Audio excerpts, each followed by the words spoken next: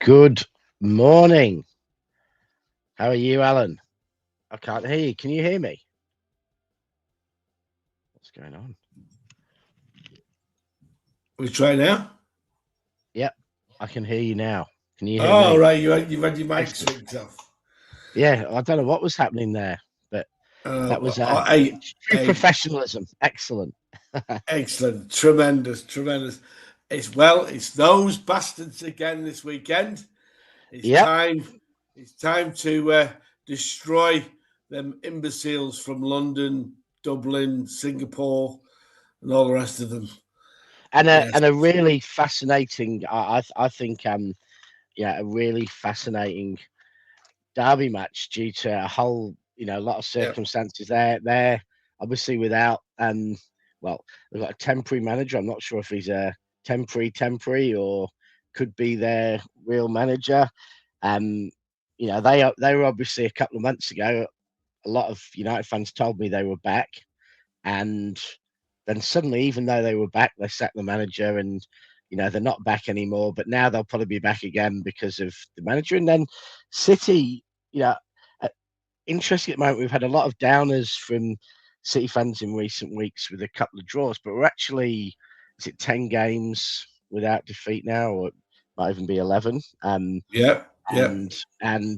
I think a magnificent win on during the week in the first leg of the semi-final. I think given the injuries we've had, that was a magnificent win. We still are really depleted at centre back, but we were feeling even more depleted, a week or two ago. I think we've started to get some midfield and attacking strength back.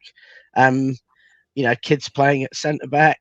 Lots to talk about. So, I think obviously today, I think the biggest thing will be on the derby, and I'm sure we'll have Mr. in the know with the latest transfer updates if there are any. As City still potentially pursue a centre back.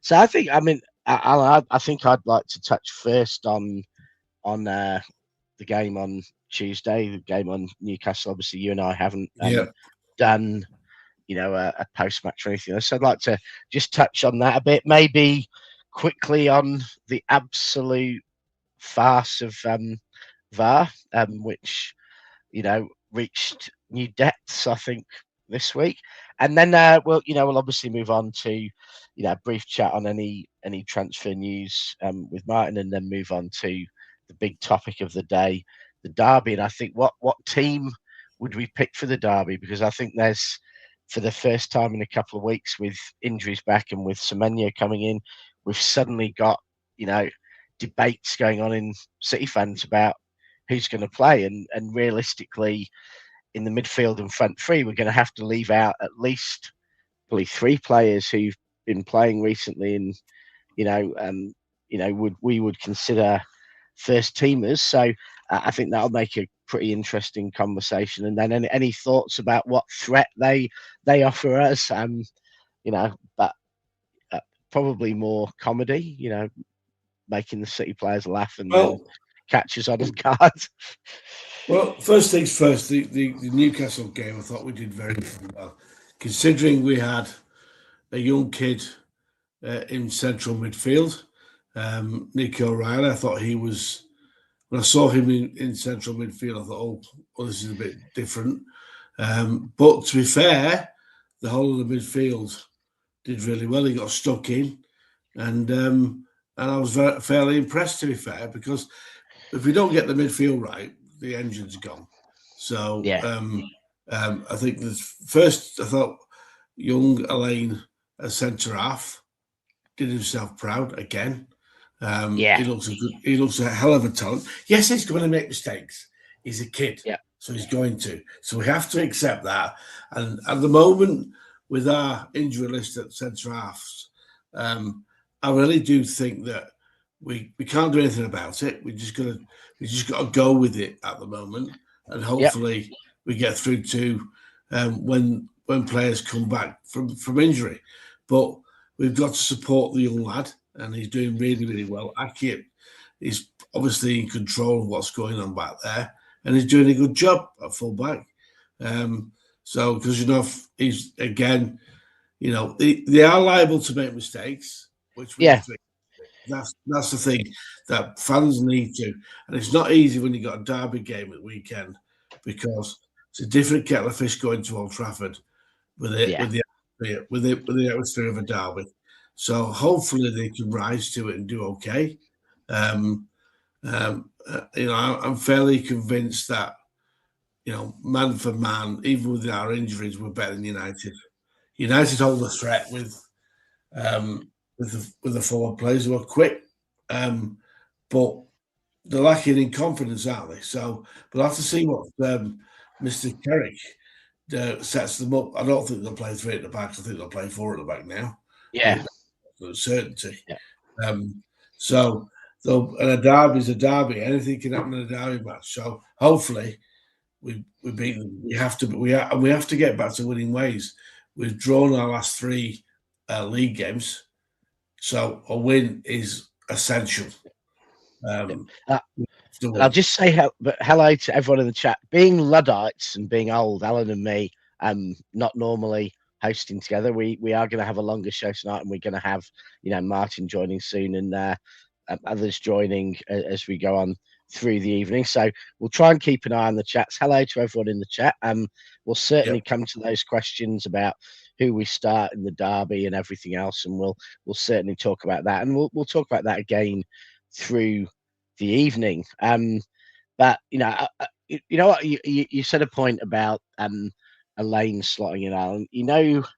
During that Newcastle game, and I think this is a huge compliment to Elaine, to Kosanov and to Nico O'Reilly. You looked at that team before the match, and I guess we'd seen Elaine and Kosanov play a couple of games.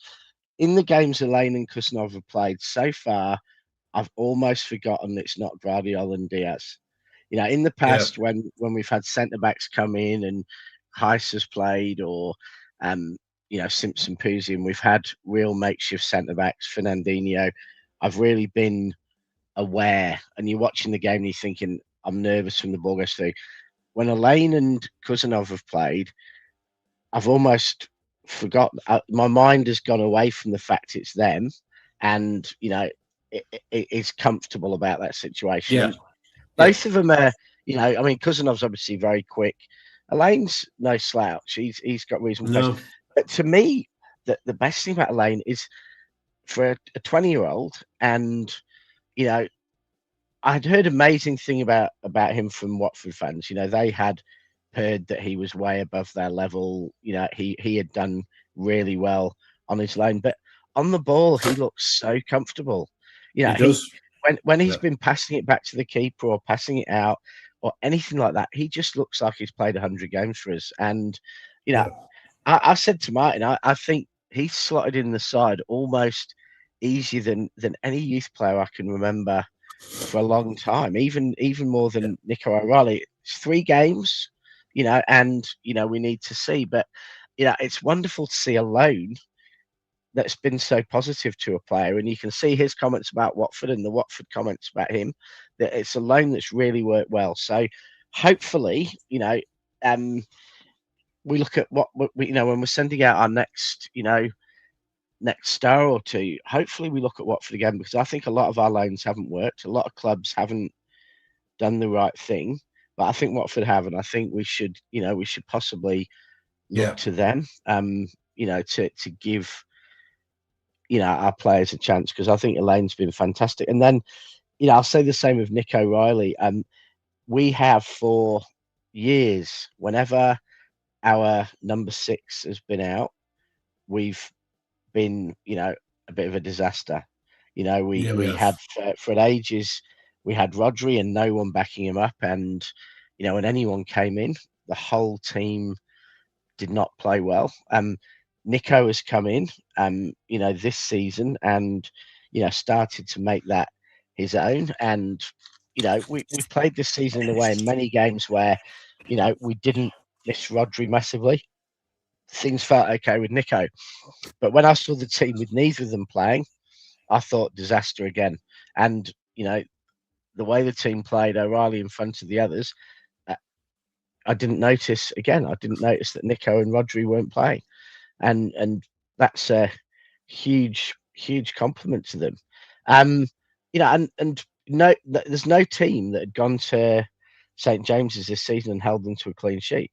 So Elaine and Kuznov did what, you know, Diaz and Guardiola couldn't do for us, and you know Yeah. all the centre back partnerships in the Prem haven't managed to do, and you know, and that was without Rodri in front of them. It was without, you know, arguably the strongest team. Yeah. But there were other positives. I mean, I know it was a kind of 5 minute cameo, but Nori came on and him and Cherky gave us one of the best moves of the season for us between them. You know, Oh yeah, it was very that good was goal. that was sublime, and that shows that, you know, we if that can continue, we maybe have a chance for you know, O'Reilly to have a rest because he's looked tired recently.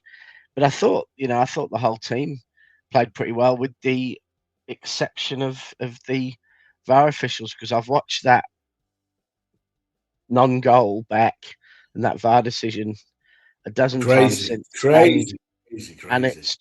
it's just mad. I mean, you Well, know, soon as it went, you know, was it offside or wasn't it? That's debatable.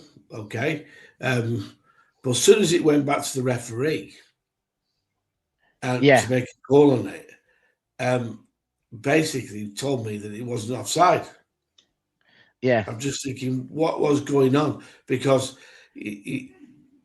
was you know Haaland interfering with the defender getting off the ball? That's debatable as well.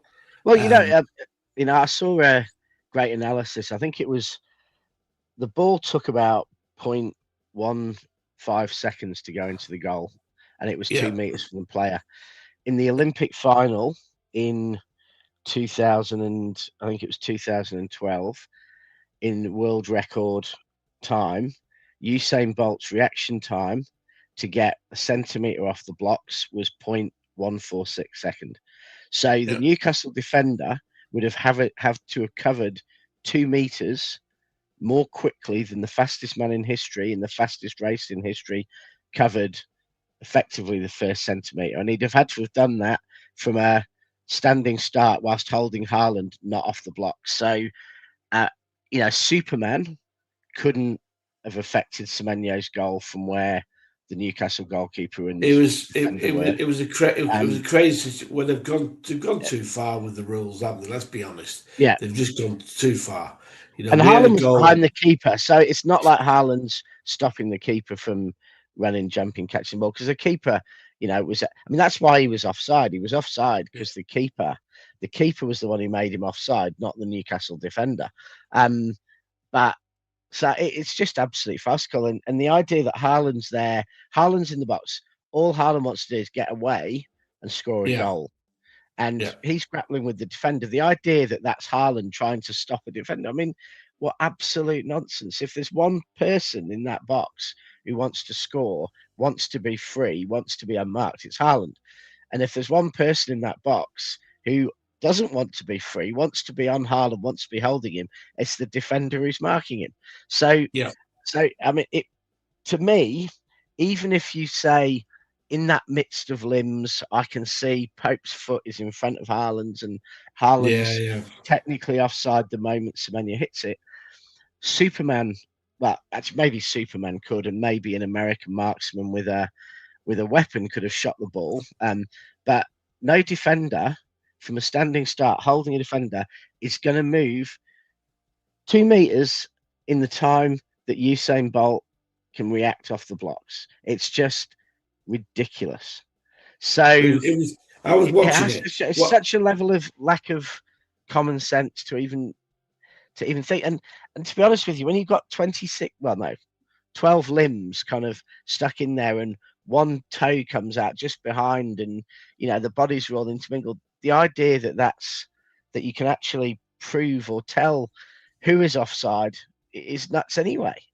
So to me, they've just gone too far with the rules. Yeah, and they confused themselves by and doing 7 by minutes, doing that. 7 minutes. I know, 7 minutes, stupid. but that's starting to get dangerous for the players. Yes. Someone said if you're a long way into a game, you need to keep moving. If you go much beyond 5 minutes, you need to start doing stretches and everything else. So that length of that decision is so marginal, and the length of decision is so bad. If they just say, and I don't necessarily think it helped Newcastle either, because it stopped the whole momentum of the game. It gave, if City with injuries and stuff were a bit tired, Newcastle probably as well. It gave them 7 minutes to rest. It risked injuries, after that rest, if muscle injuries back, and it was just awful for the game. And if the they blame it on the technology not working. Well, if the technology is not working, it's that close, you should just make the decision and send it back, because It's as if they're trying to make up rules to cancel goals, not just for our game, for every goal. It's ridiculous. It's absolutely ridiculous. There's been a big meltdown on TalkSport about it as well. It is outrageous. It really is outrageous. Yeah. And I've heard, and to give it some perspective, because I've heard a lot of Newcastle fans complaining just as much, because at the end of the day, had they given that goal, got started again in 30 seconds, it's quite possible Newcastle had some good pressure. It's quite possible they come back, they lose 2-1. It's quite possible, they could have done something. And as it is, I don't know it even necessarily helped Newcastle. I think it just killed the crowd for 7 minutes, killed the game for 7 minutes, risked injuries, and then a decision was made that absolutely no one, not even the Newcastle fans, seem to think is a good decision. And it took 7 minutes. If you can't make a decision, honestly, if you can't make that decision in, there should be time limits on it. It's almost like if you can't make a decision in a minute, then it's not clear. It's not clear and obvious, and you move on. If it's clear and obvious, like Wirtz's allowed goal the other day, or the Foden penalty that wasn't given at Newcastle, where they were clear and obvious areas that you could see in 10 seconds, which weren't given, then you do it. But if you can't make a call in a minute, you say it's not clear and obvious, on we go. And if fans want to argue that someone was an inch offside or 2 inches offside, fine. But I'd rather more goals are given when they're marginal and the game isn't Yeah, stopped. Because if they I'm kill with, celebrating and they kill games for 7 minutes, they are ruining football. You don't even get that in American football. You don't even, yeah, I agree. they stop I and start agree. all the time. Rugby league, cricket, they all Yeah, have these contentious decisions and they resolve them in a minute or two. 7 minutes is a joke. yeah. I agree. I agree. But overall, we got the win. Yeah, yeah, It was an encouraging performance, you know. yeah. But No, we I think now, we're very, very happy with it. the first half was I thought was quite even. Newcastle could have scored a few, so could we. But I thought second half we played a lot better than they did. To be fair, Yeah, yeah. So I think we did, and I think that's not a bad Newcastle. It's not a bad side to against. I think the one thing that was probably, obviously, was it Miley playing instead of Livramento? I think gave us a bit of a boost on the wings. But I think, I haven't heard any more transfer news. But at the moment, if they stay fit, I'm comfortable with how Kuzanov and Elaine have looked yeah. the Well, last couple of that's weeks. it. It's debatable whether we're going to get another centre half, and at the moment, I think it'll go on to the end of the month. But from what I've seen of Young Lane and Kazunov, I'm quite happy. Yeah, They're going to make mistakes, and we have to accept it. Simple as that. yeah. And I So think the one that a player I trust to go back to centre half as well, if we really need it, is Rodri. He's done it for yeah, Spain quite a lot. He's done it for us a couple of times. He's done it for Spain a lot. But if we have Nico G and I know he's back, and we've got Nico G, we've got Nico O'Reilly. yeah, We've got that. And one thing another thing to call out about Nico O'Reilly, and this may lead to him, potentially being looked at as an eight or something. Is that I thought he got stuck in, and he's got energy and pace. oh no, I no, loved it when he's going head to head with Joe Linton, because in the yeah, league game, I thought Vimto or Ribena. Well, there's only one answer to that. It's Vimto, the drink of Manchester. Come on. But anyway, yeah. um, yeah, I thought he got stuck in, and when he's going head to head and scrapping with Joe Linton, and I think he got his yellow card for it. I loved that because I thought they bullied us a bit in the league game, They and did bully us. They did bully us. I Joe was Linton, worried. and I'm not even sure Joe Linton was playing that day. Who was there? Who was their midfield bully? But He was. maybe he was. But I loved seeing that Nico's going toe to toe with the Premier League bullies and not taking a step back. In fact, he's taking a step forward into them. Um, and that could be something that we may see. We may see a Rodri or a Nico G playing with Nico O'Reilly in midfield, because, you know, we've got this amazing left back we signed who we've actually seen nothing from this season except a couple of minutes, an amazing cameo at Newcastle, but still a couple of minutes. So, that gives us the flexibility to use O'Reilly Yeah, in yeah. different positions, and probably positions in the long term he's more suited to. I agree. I think eventually he will end up in midfield anyway. Yeah, Um, for club and country, he's a good footballer. yeah. Um, But if you you know, if you played him, we're playing typically Foden or sometimes Bernardo, sometimes Reinders in that kind of eight. I mean, it's a pseudo eight in the city, but they give us an immense amount going forward. But I think O'Reilly does offer it going forward. But I think if you played him, he would offer a physicality and an energy and yeah, everything else in the yeah, middle. You yeah. know, for big games, Rodri, O'Reilly, and then Cherky or Foden. That Mm. to me, that looks pretty sweet, and he would offer us a bit more pace doing that and a bit more energy doing that than what we've talked of in the past, which is playing Nico G there. So we'll leave transfers until Mister in the Know, Martin Fabrizio Romano, is with us. But moving on to do you think Martin knows what's going on? I think he knows as much as anyone. I mean, of the fans knows, but I don't think. Is anyone in the chat been talking to Martin that knows what's going on? That's what I want to know. I don't think City know what's going on, because I think I mean, I've been pretty adamant since the start. Gray won't join City because we won't overpay 30 million, and Gay won't want to be Guardiola's backup for the next 4 years of his life. But I think he's going to Liverpool. I said it from the start.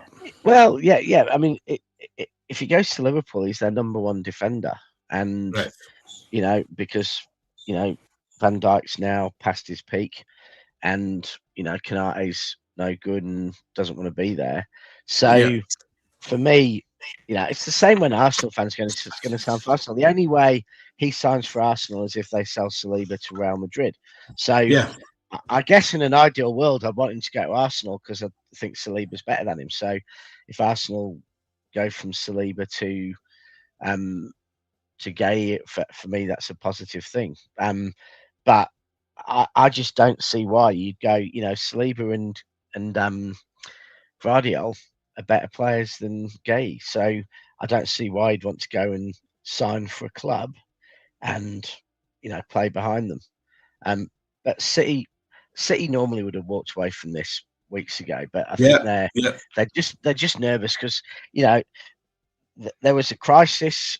Kuzanov and Elaine have maybe slightly alleviated that crisis, but with just one injury to one of those two away from the crisis being back on again, because Ake's doing what he always does, his best, and doing a good job, but he's injured. He's playing with an injury, isn't he? Yeah, he's playing with an injury.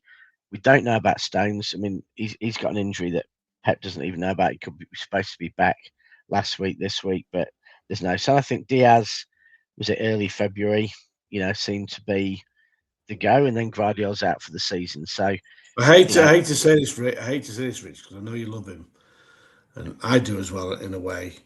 But I think Stones is last year this year. Oh no, it will be. I mean, I think we said that at the start of the year that if he doesn't play enough games, he's going to go, because even if we offered him a contract, we'd offer him a contract so much lower than he'd be prepared to accept anyway. I've made peace with the fact he's going to Bayern Munich and he's going to lift the Champions League, and we're going to have to watch it, because I think I must admit, I think Vinny's the perfect manager for him. If we don't win the Champions League, i.e. we don't get to the final, I do want Vinny to win it. I'll be honest with you, because then there'll be an absolute certainty that Vinny will come in and take over from Pep at some point. Definitely. No, and I I just think there's been a couple of centre backs who, like Stones, have had chronic injuries. I mean, Ledley King, Paul McGrath, Vinnie Jones, who were managed in a way. It was possibly easier because the game's faster now and harder, and than it was, in terms of the amount of running you have to do compared to McGrath and Ledley King. But Vinny's recent, who really understood it. So the one thing I do think is that if anyone can understand how to nurse Stones through a season, when to rest him, when to play him, it would be Company, and he would, So I don't know. To me, that seems a natural fit, and I think the German league is slightly easier than the Premier League, which I don't think would be a bad thing for him. But the other thing you could see with Stones is he could go to Spain, and he could look incredible in a Spanish team in that league, because it would really help him. How bad are Real Madrid at the moment? Well, Real Madrid are what happens when the players manage the club. I mean, Real Madrid players, and to be honest, they've won multiple Champions Leagues playing like this, but they don't need a coach. They need a man manager, and Zidane and Ancelotti did that. They'd come in, they wouldn't try and change the way people played.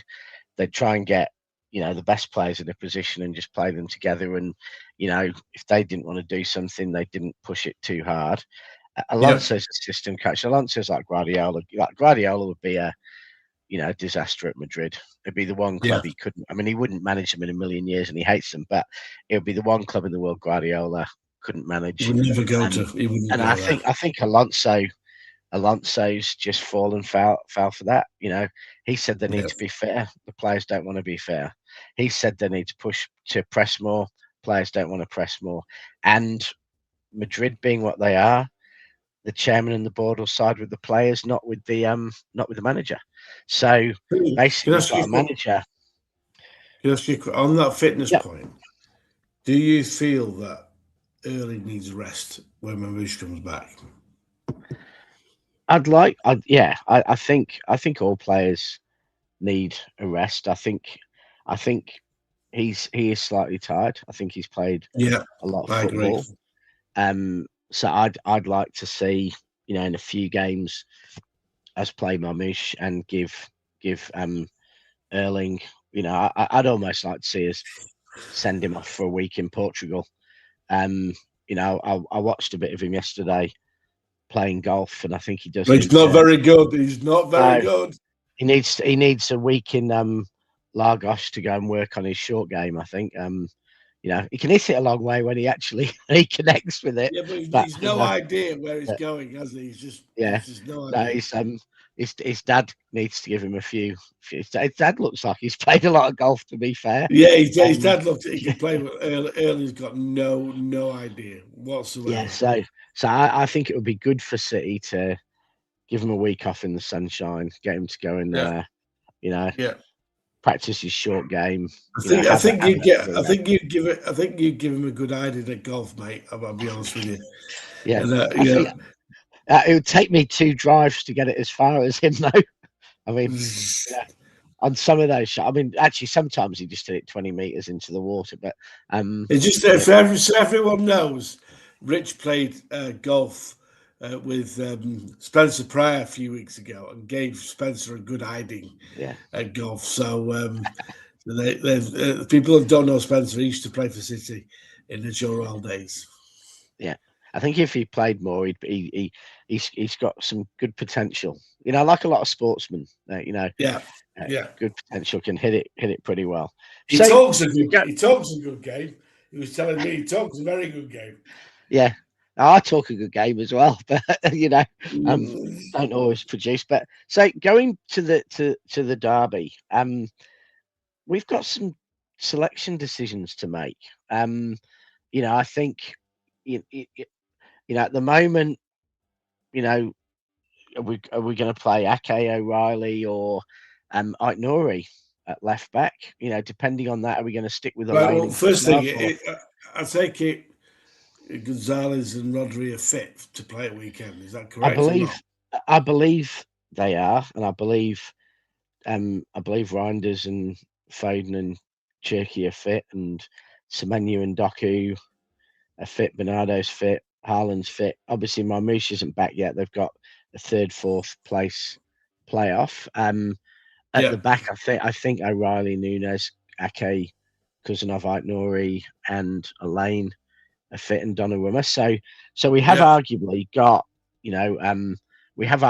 some decisions, because, if you play O'Reilly or Aït-Nouri, then you can play Ake centre back with Elaine. Or you can play him with Kuznov, or you can play Ake left back. If you don't play Kuznov at centre back, you could play him right back, and you've got a choice with him and Nunes. You've got Gonzalez or Rodri to play 6. You've then got, you've got 8. You've potentially got O'Reilly, Gonzalez, Reinders, Foden could all play there. The 10, you've got Cherki, Foden, Bernardo, because Bernardo normally seems to play those games. And then do you go Doku and Semenyo and go for that pace all out attack, or do you play Bernardo slotting into midfield and then either Semenyo or Doku? And who do you pick out of those two at the moment?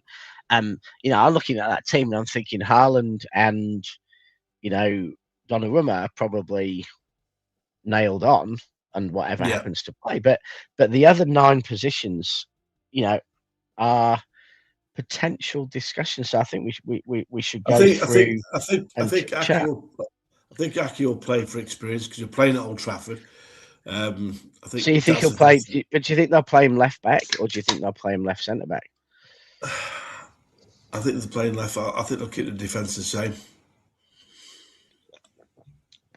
So you think I Nori and okay, so you think they'll go Ake, Elaine, Kuzanov, Yep. and Nunez? Yep. Yep. Donnarumma in goal. Yep. Interesting. I was a little bit tempted to bring in Nori and think, do we want Ake playing? The thing is, centre? we don't know. He's got a lot of pace, which he has, and bringing him off the bench is probably the right idea at the moment. Yeah. Okay. Because it will affect the game if he comes on with the amount of pace that he's got. Yeah. I just think that you've got to play Aki in our defence because of his experience to play at Old Trafford before. You have to. Okay. I think that's an absolute certainty. I think our midfield, he'll start with Nico. I think I'll be surprised if he goes with anyone else in that sixth role. And you mean Nico G? Yeah. Yeah. Yeah. Because now we've got two Nicos, so you make it. You make. I know. I think that Semenyo's a definite shoe-in. Yeah. He'll definitely play. And Doku, the headless chicken Doku. And Nunez will play fullback, which makes me feel a bit uncomfortable because I don't think he's all I want there. We have to sign a fullback in the summer for me. So we will see. We will see. For me, it's As long as we get a result, a derby game, you can't predict a derby game because. So you're going for quite attacking. You're going for Semenyo and Doku. So therefore, if you're playing Bernardo's playing 8. Yeah. And then you've got a choice between Cherky or Foden. Yeah. And that's a hard one because Foden's our man against United, as is Bernardo, to be fair. But Cherky's destroyed United a few times.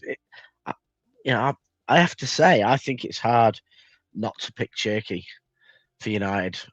So I'm kind of looking at it and thinking, maybe Doku doesn't start. Maybe Semenyo starts and Doku's on the bench. We can predict. Yeah, we can predict the side. We can predict the side, but we all know that none of us will get anywhere near. And Pep will pick his own team, so we can think about it. But we all know that Pep will go with his own thoughts. Yeah, and a lot of people in the chat are saying that they think Bernardo's going to play, and I tend to think that's right. I tend to think, especially with so many players injured, I tend to think he's going to want Bernardo. But I'm not sure he's going to start Nico G ahead of Rodri. But Nico got no game time at Newcastle, so whether he is a bit injured or whether they were resting him completely for the derby, because he had a knock, didn't he? It wasn't really a bad injury; it was a knock.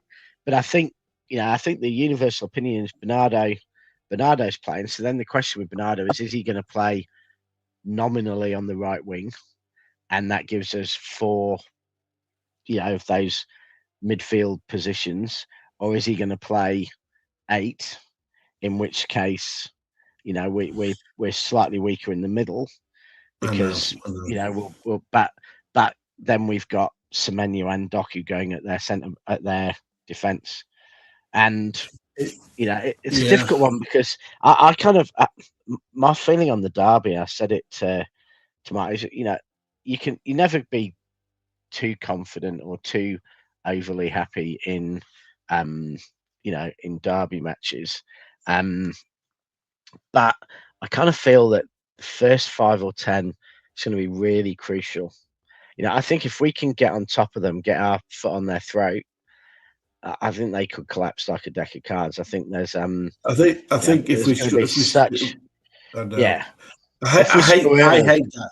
I hate derbies. I'm glad when it's all over. I'll be honest Yeah, with you. but if we let them get into the game and we let the fans get all excited about their hero, as manager, and we let the players, because they're not they've not got the, they've got some good players in that team. They haven't played well. They're not work functioning as a team and everything else, but they've got some good players who can do damage, and we've seen them playing for other teams doing damage. So what I don't want is them getting confidence, them getting into the game, them feeling comfortable. I want us like no other game this season to get out there and get on the front foot, show them who's boss, and make and attack the fragility of their confidence, attack their mentality. A bit like I think the Aussies did to the English at the cricket. But I want us going out like Mitchell Stark and getting into them straight away and getting an early goal, and really then playing on the deep-seated problems of just being generally rubbish that they have. But if we go out a bit passively, a bit conservatively, we could let them in the game, and they've got some good players, and they could. Well, they have got some good players, and in a derby, it's a one-off, and you can never predict a derby. I'm sorry, you just can't. So I agree. Let's do an Australia on England, and give them a touch up. Yeah, get stuck in. Get stuck into them from the word go and put them under pressure, high press, and put them under a load of pressure. It's and just hope we can dislodge the coach, and hopefully we can dislodge the England coach, because he's not right. Yeah, no, I think I think it's just we've got to rely on the fact that they're going to be playing on emotion, not on setup, not on tactics, Yeah, not on anything else. They're going to be playing on emotion, and if we can depress them early, then they'll have nothing. They really won't be set up in a way, to really hurt us. But teams playing on emotion, who basically know what they're doing, they can cause you some harm if you let them get confident, if you let them build and you let them feel that they're in the game. Because that's what we can't have happen. So just look at a lot of people in the chat now saying uh, that a few calls for Doku and Semenyo, which it's the attacking option. It's the let's just go at them, go at their fullbacks, and go at them with pace, because Semenyo has settled in well, and I wouldn't want to be a defence playing against Haaland, Semenyo, and Doku. That's for sure. He's powerful, isn't he? That's what strikes me. Yeah, and he's got an end product. Yeah, There's an end product there, which you know what he does do. He looks when he's kind of jogging, he looks a bit like Yaya. He lumbers a little, and Yaya was actually really quick when he got moving. When Yaya got up to top speed, it was like watching a really fast runner. But Semenyo does that because he's a big lad. I think that's what a lot of people think of him for his skill and everything else. But physically, he's big and strong. He's 6'1", I think, but he's built as well. So he's got a physicality that he can use back, offensively and defensively, which is a bit new for us in that kind of wing position. And he looks good, doesn't he? I mean, should have 3 goals in 2 games. He's an end product, and I hate to say this, but he gets into them Sterling positions, doesn't he? But this lad can finish. Yeah. No, I think we've lacked a bit of that. Getting to the back post and tapping in. Getting into the 6-yard box, and if he gets into those positions, it'll be incredible for us, because I reckon I've seen between Savio and Doku in particular, but Nick O'Reilly as well.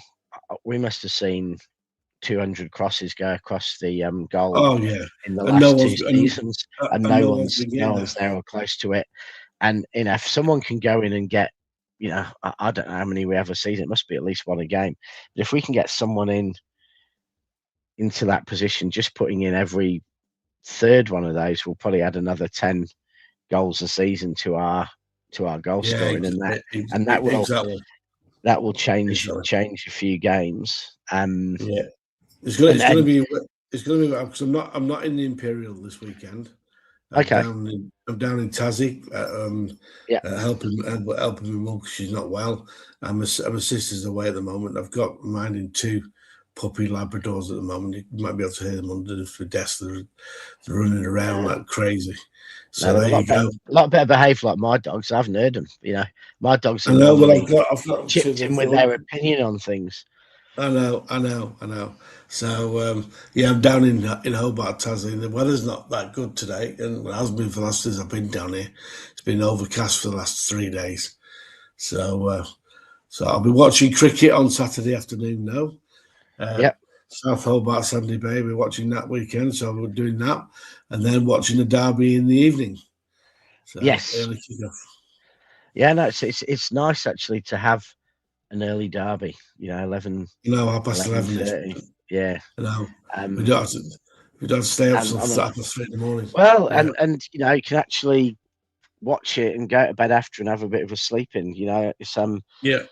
There's been too many derby games where I'm either getting 3 hours sleep before or 3 hours sleep after, and then even if you're in a good mood because you won, you're knackered till you go to bed that night. You spend the Exactly. whole day at work or at home just being in a bit of a coma. So I think it's beautiful that we're going to be fresh and everything else, and because we've got Bodo Glint this week, haven't we? Yes, we have. After the derby, we're off to Bodo, so that'll be yeah. Well, that might That be and minus 20 degrees and plastic yeah, pitch. So that'll be interesting, won't it? yeah, and I reckon Bernardo will be taking the day off and going to Portugal, as he very cunningly managed to get himself booked just in time to get the Bodo game off. So he'll be like Pep. I don't want to travel with the boys. I want to go back to Lisbon for the day and see family. And I can see him texting the boys. He's sat there in the sun in Lisbon, with a nice glass of Portuguese wine and sending a photo to the boys as they're freezing there, Yeah, I know. and bizarrely, probably Erling's probably really looking forward to it because he's like, beautiful Arctic conditions. I can, jump into the sea in -20, and Yeah, that's right. Yeah, sit in a river, show all the other City players Norway, because he loves all that mad Norwegian countryside and freezingness and yeah. everything. So you'll probably have him loving it, and he probably genuinely will be. He's only since he left. Yeah, Who was it he played for? Since he left, was it Rosenborg, whoever it was? I can't remember who it was he yeah. was playing for. But since he left them, I think he's been back once or something to play. I mean, he's obviously been back to play for the national team a lot, but I think he's only played one club game. So I'm sure he'll love going back there. But I reckon there'll be a lot of City players not looking forward to it. Exactly, but it's like they're playing on plastic pitch, which makes it even harder because they're not used to it. So we'll see. Yeah, do Macclesfield have a Yeah, they do. About that? Yeah. Yeah, they do. It's fifth generation pitch. Yeah. And it's and let's face it, Crystal Palace didn't take to it very well, did they?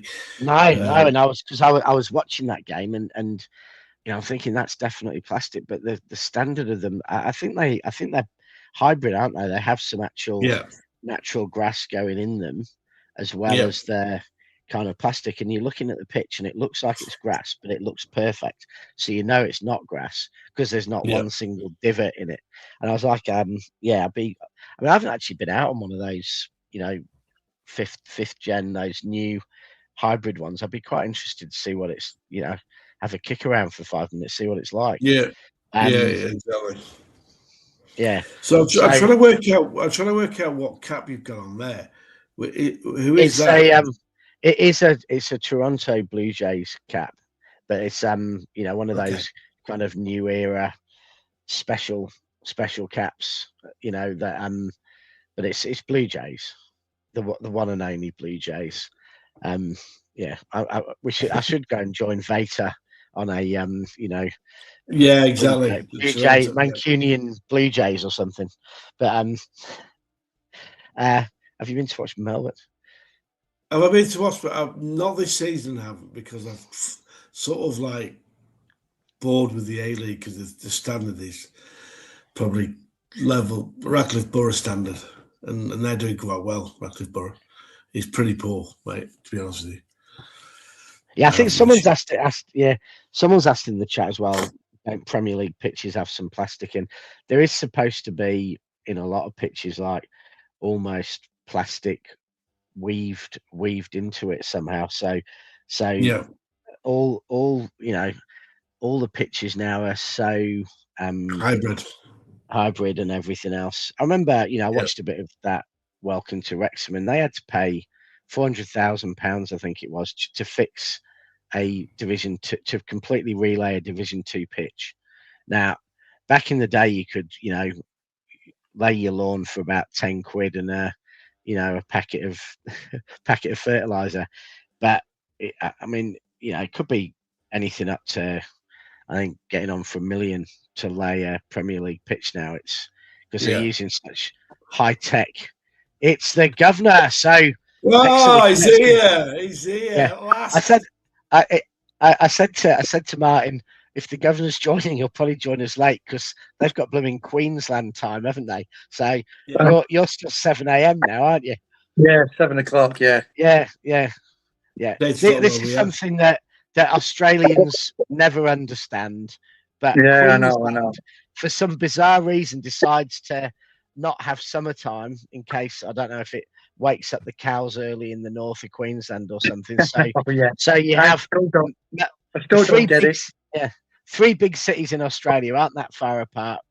By British standards now, but Melbourne, Sydney, Brisbane, and they're all on the same time zone. And then suddenly, when summertime comes, Melbourne and Sydney go into summertime, and Brisbane and the Gold Coast stay as they are. So you go there, and it's light about 4:30 in the morning, and it gets dark about 6:30, even in summer.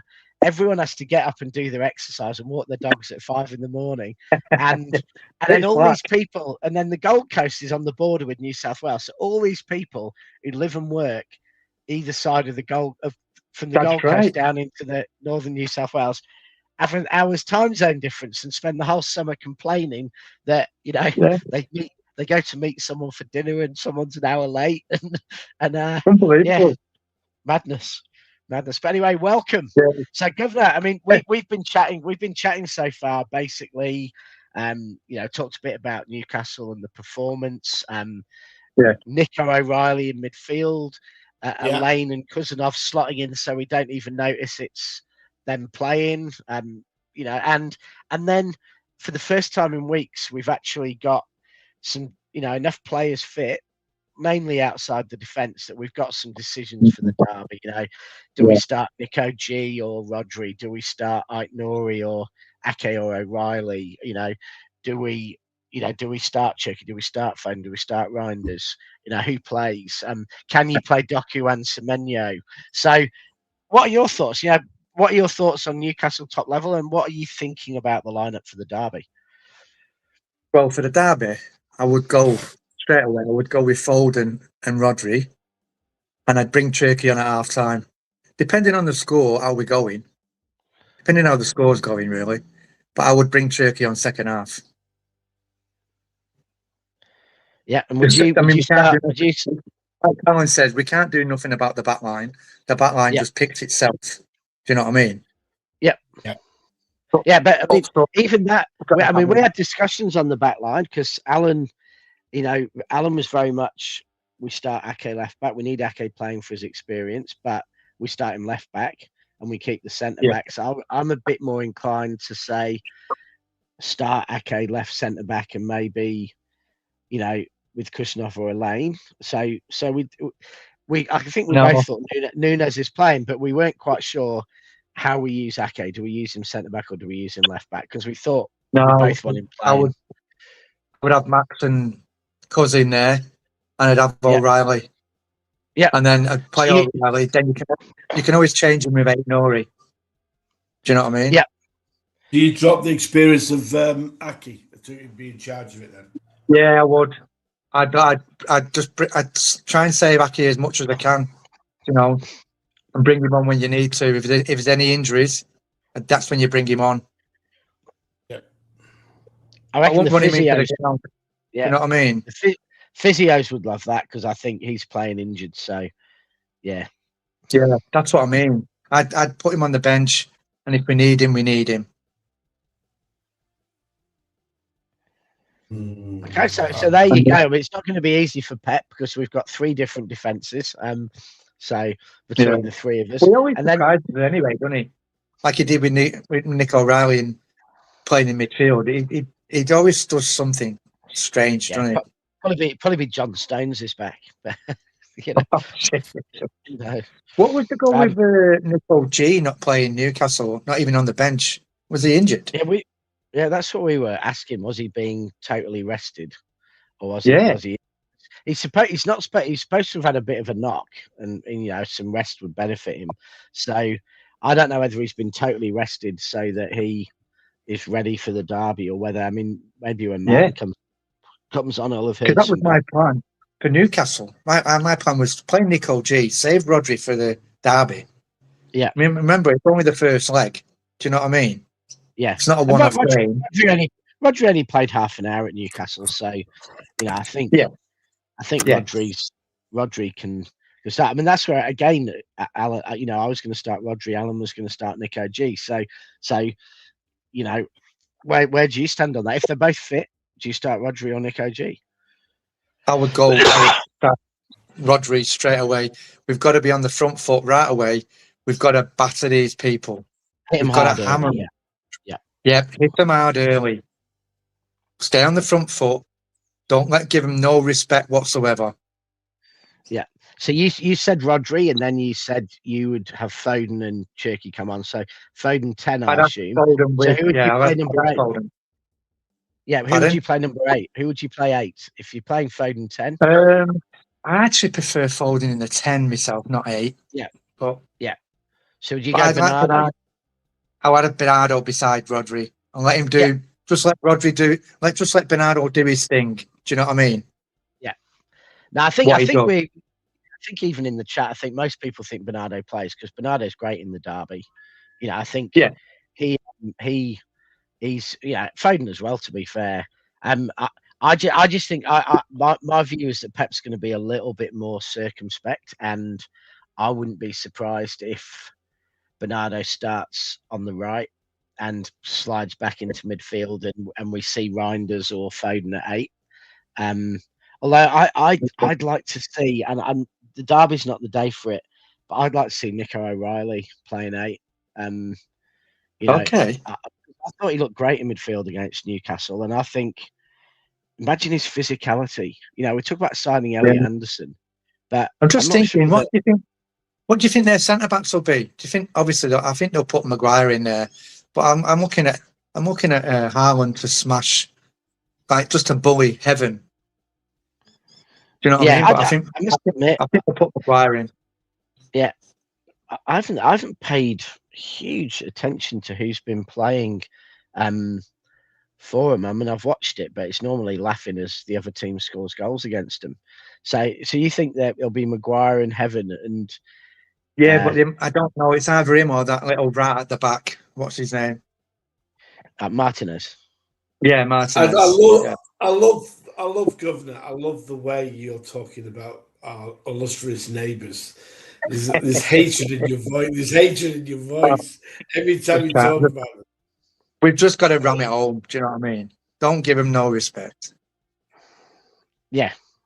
So I'm gonna flick onto the their last game in the FA. Who did they play last game in the league? Let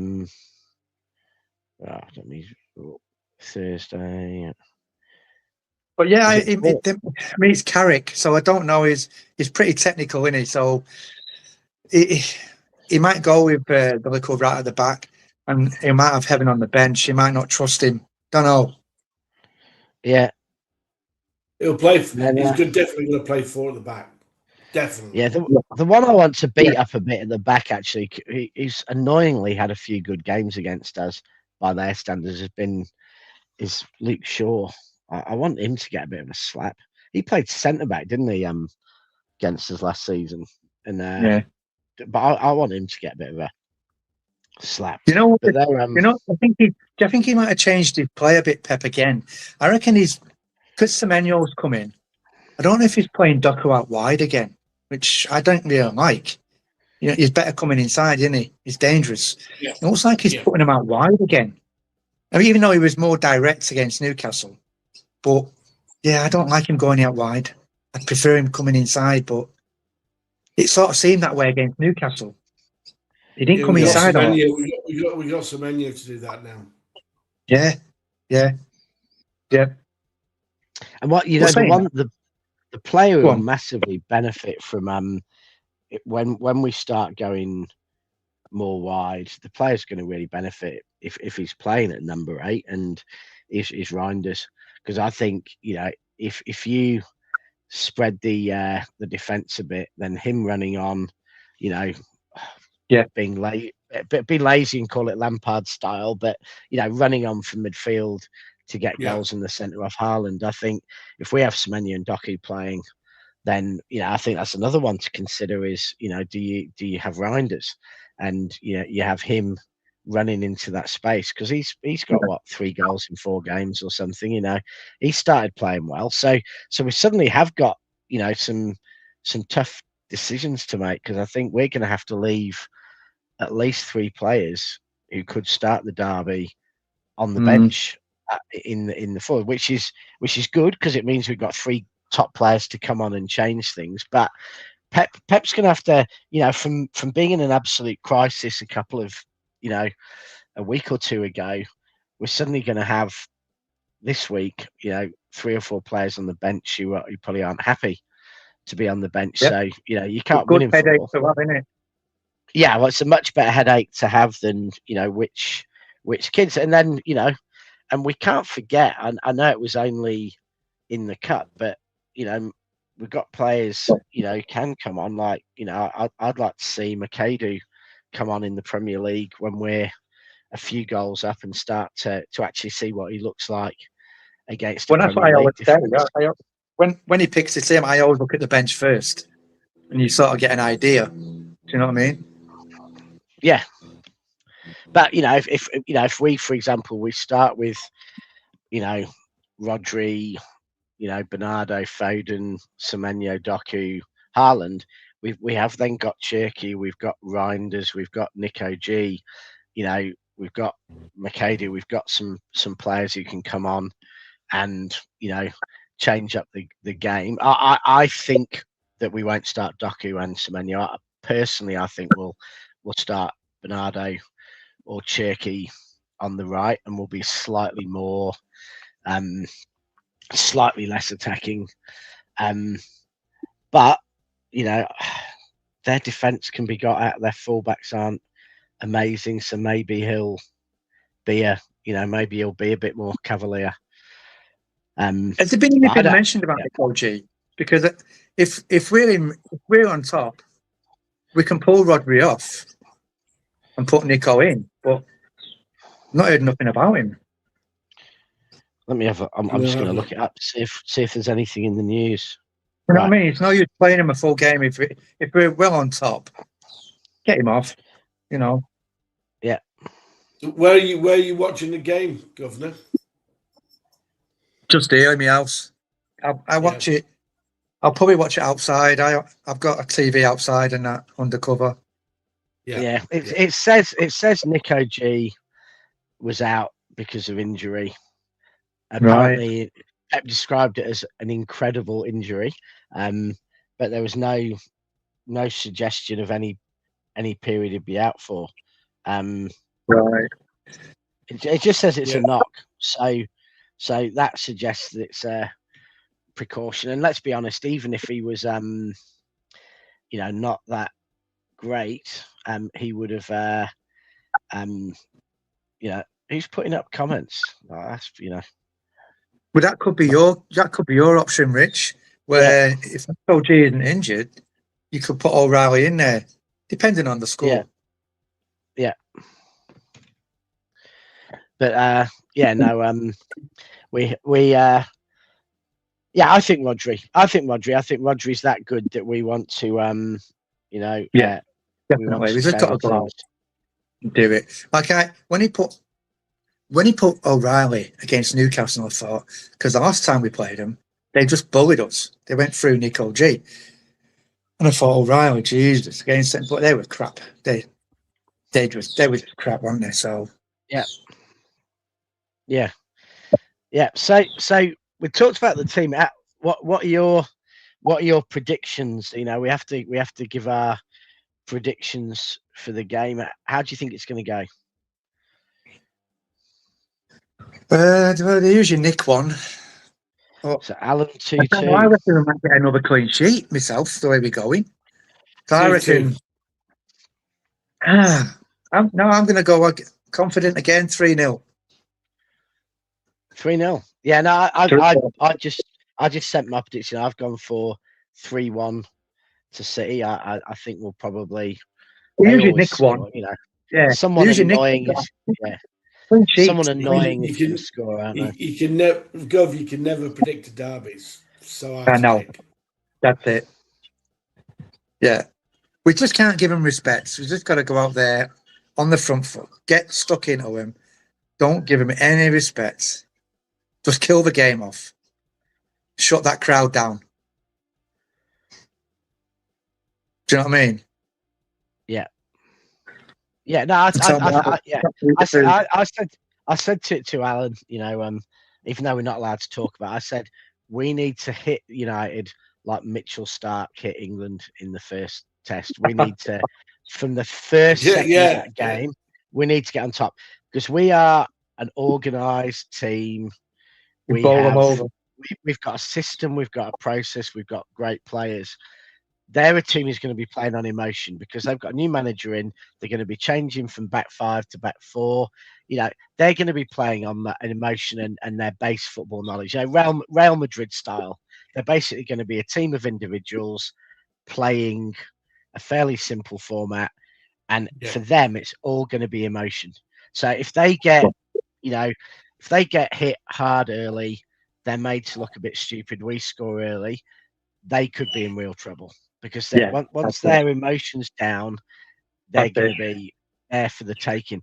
But if they get into that game, if we let them play in, have a couple of chances, start to think we're great, start to get the crowd behind them, that's then dangerous for us because they've got some good footballers. We've got players who we've seen at other clubs do a good job, so they've got some talented footballers, and we just need to depress them early.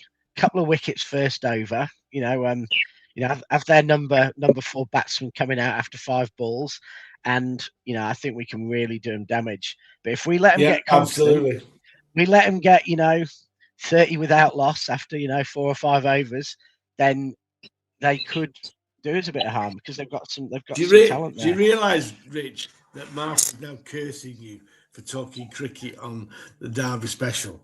Do you know that, don't you? Yeah. Cricket analogies. Well, I'm happy to talk about cricket all day, as you know I am. So, no, but I'm only talking about it in the context of football. I'm not going to talk about cricket at all. But just it's that getting on top early. The big bash type of the big bash and Bazball type of cricket is not going to happen. You know what we need? We need what happened at Wembley 2 years ago, or 3 years, nearly 3 years ago now. We need that, all back, knock it up, top corner, 8 seconds. That's what we need. Exactly. Yeah. But just put them on the back foot. I want a corner in the first 2 or 3 minutes. I want us actually putting some pressure on them. Silence Yeah. the crowd. What you always do in a derby: silence the crowd, depress the opposition. Bloody Here he get into is. them. Here he Get is. into them. You know what was you know what's interesting on their bench, their back room? It's looks like they've planted a seed, doesn't it? With that Steve Holland.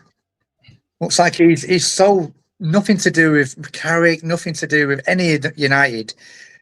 And it looks like he'll probably take the coaching and get it ready for Southgate. Oh, Yeah. mate, if Southgate goes there, we'll all. But why would If if Steve Southgate Holland was is going to go? If he was going to go, why wouldn't he just join now? I Why know. wouldn't they just I think sign him he's now? going If to that's get what him they're up going to for? speed the way he plays, and then Southgate can come straight in. I don't That'd be like what I mean? Connie. I need the sensible one next to me. Whoa. You mean me? He's been. Cheers, Everyone's been very well behaved. In fact, the only person who's been told off today, Martin, is me for my cricketing analogies. You know where Alan. I told me heard. I was when you listening. join.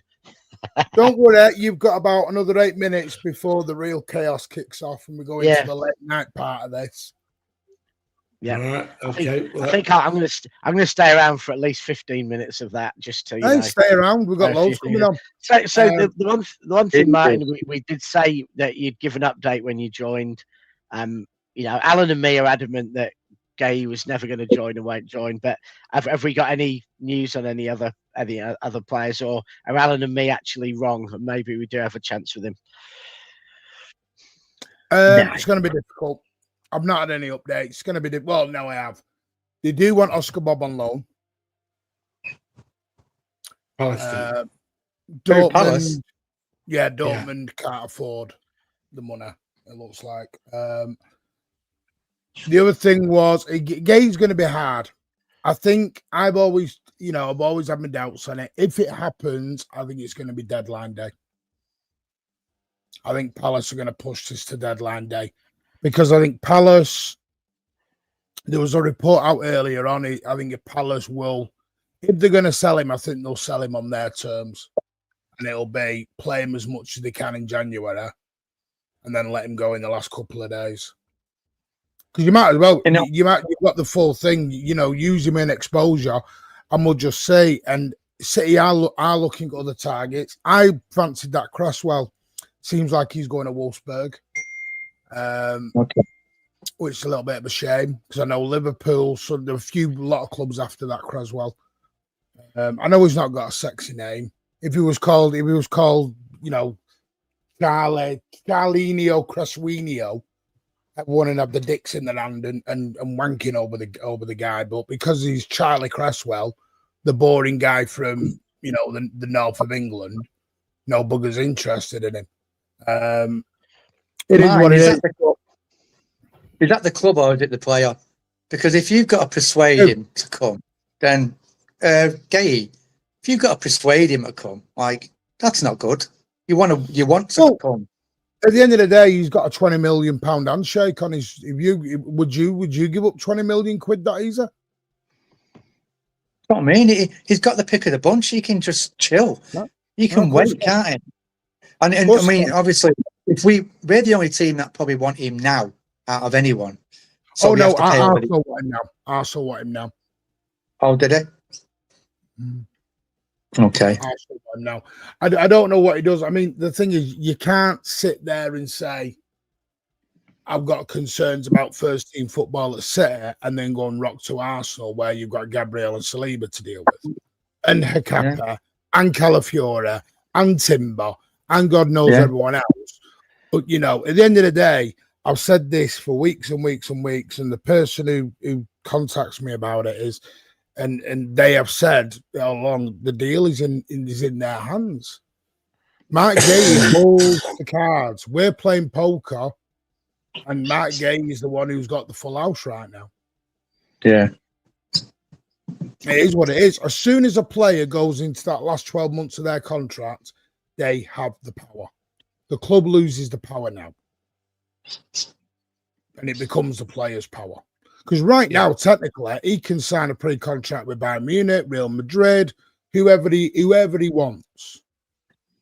The only people he can't sign with or agree, because he can officially sign for somebody now for June or the end of June, as long as they're outside of England. A pre-sale, yeah. Yeah, and we don't know where that is. The thing is, I don't know who the other targets are. I do think, because people, you know, Alan thinks you two think I've got this issue with the academy. I don't. My issue with the academy is the academy are good while they're doing well. As soon as you drop a couple of bollocks, everyone wants them back out again. Yeah. And that isn't fair. And my issue with the academy is, I think giving them a 10 or 15 minutes is a bit insulting to them. If you're gonna go academy and stick to the plan. Yeah. At the moment, I don't know if we're in the left lane, the right lane, the centre lane. I don't know what lane we're in here. Because the Victor Hayes thing baffles me. Because we've spent 35 million on Victor Hayes, and people are saying, well, maybe he has another loan. We're spending 35 million quid on sending a player out on a 2-year loan here. Yeah, I'd bring him back next season and get him in. I'm not being funny. I mean, these are what some people are saying online of, you know, I'd let him stay out another season. What are we paying 35 million quid for just loaning people for 2? It's not 8 million quid here, guys. Yeah, I'd bring him back for next. To me, it's stupid, and you've got to make the decision. And for me, I would not question him, but I think that's Viana's first. Well, not how far is Diaz off? Diaz about 4 or 5 weeks. 4 or 5 weeks. 4 or 5 weeks. So, do we really need one right now and wait for him? The centre backs are playing. The thing is, they wanted Gay in the summer. Gay was the one. They were going for Gay in the summertime. Gay's not just a name that whacked out. It was somebody they were going to look at. They were going to try and sign him on a free. Because again, people can laugh this off. We have a homegrown issue. Yeah. We have a homegrown issue because I keep saying it. It's all right going, well, if Bernardo goes and Kovacic goes, you've got 2 extra spaces. You don't, because Kushanov and Savio going to the squad next season as foreign players. So we've still got to. We don't know. Ortega's playing in, out, shake it all about, and won't make a bloody decision. This is the problem. The players hold all the cards. Same with John Stones. John Stones can agree to go wherever he wants right now abroad. It is what it is. It made me feel somehow. I mean, there's one here. Van Hecker was it that Sam Lee was talking about. Brighton and Hove Albion are not selling anyone cheap in January. No. I don't know if anyone's ever dealt with Brighton. You don't get anyone cheap at Brighton. No. So what we're doing is spending 50, 60 million quid on a guy to just come in and do what? Because here's the thing, Gavardiol and Diaz are coming back. Yeah. No, he has two good battles with Haaland, and then you think it's the next big thing. I won't bother anyway. The thing is, they won't panic buy. What they'll buy is they'll buy someone. If they're going to buy someone in Jan, they'll just bring it forward through they had in the summer. There's not going to be, you know, do we need someone in January? 100%. That's what I'm. Well, Diaz, I mean, you say he's 3 or 4 weeks, and then he's got to come in slowly, hasn't he? You can't just put him straight in again. So it might be even longer away. The trouble is, Steve, there's a lack of homegrown quality at the minute. And the trouble is with homegrown as well, they generally start with 3 figures. So I just think with the Gays, I think we would have got him by now. I think we just would have got him by now if it, you know, gone on too long. Right. Well, what we're going to do is we're going to end it there. we're gonna. If anyone wants to go, they can go. If they want to stay, they can stay. The panel will get bigger. People will drop off and come in as they go. Is anyone staying? Anyone going? Let me know now. I can I'm going to stay. see Martin. I'm going to shave on work today. Alan, I think Governor joined an hour late because he's on Queensland time, so he's fresh as a daisy. Alan and me, we're like Rodri and Rick Holden, and we need to offer a yeah. So Alan and I can substitute off and bring on the youngsters, Dash and Governor to get at them now. Yeah. So Martin. For the predictions, Martin, you've got 2-2 from Alan and 3-1. Yeah, I've got them all up, and DC is going to love me when I put up the backgrounds because the changing room has gone. 10-1. Okay. Big up Alan, big up Rich. Right. Yeah. Rich and Alan have done a magnificent job there holding the fort. Big up to Rich on his first hosting duties. Right, we're going to be back with you in about 2 minutes. You've had the nicety part. We're now going into the hardcore section. I'm just going to make a cuppa. We're going to give you the real derby preview. And they ain't holding back. We'll see you all in about a minute and a half. Yeah.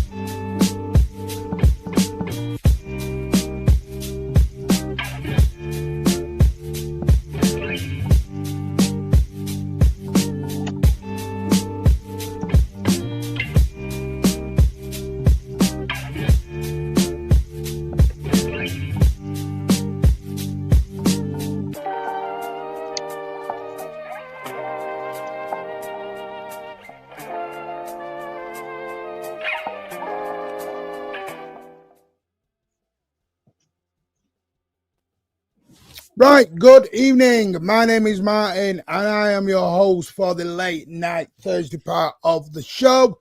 We are now joined by Dash Mesh. Good evening, mate. How are you?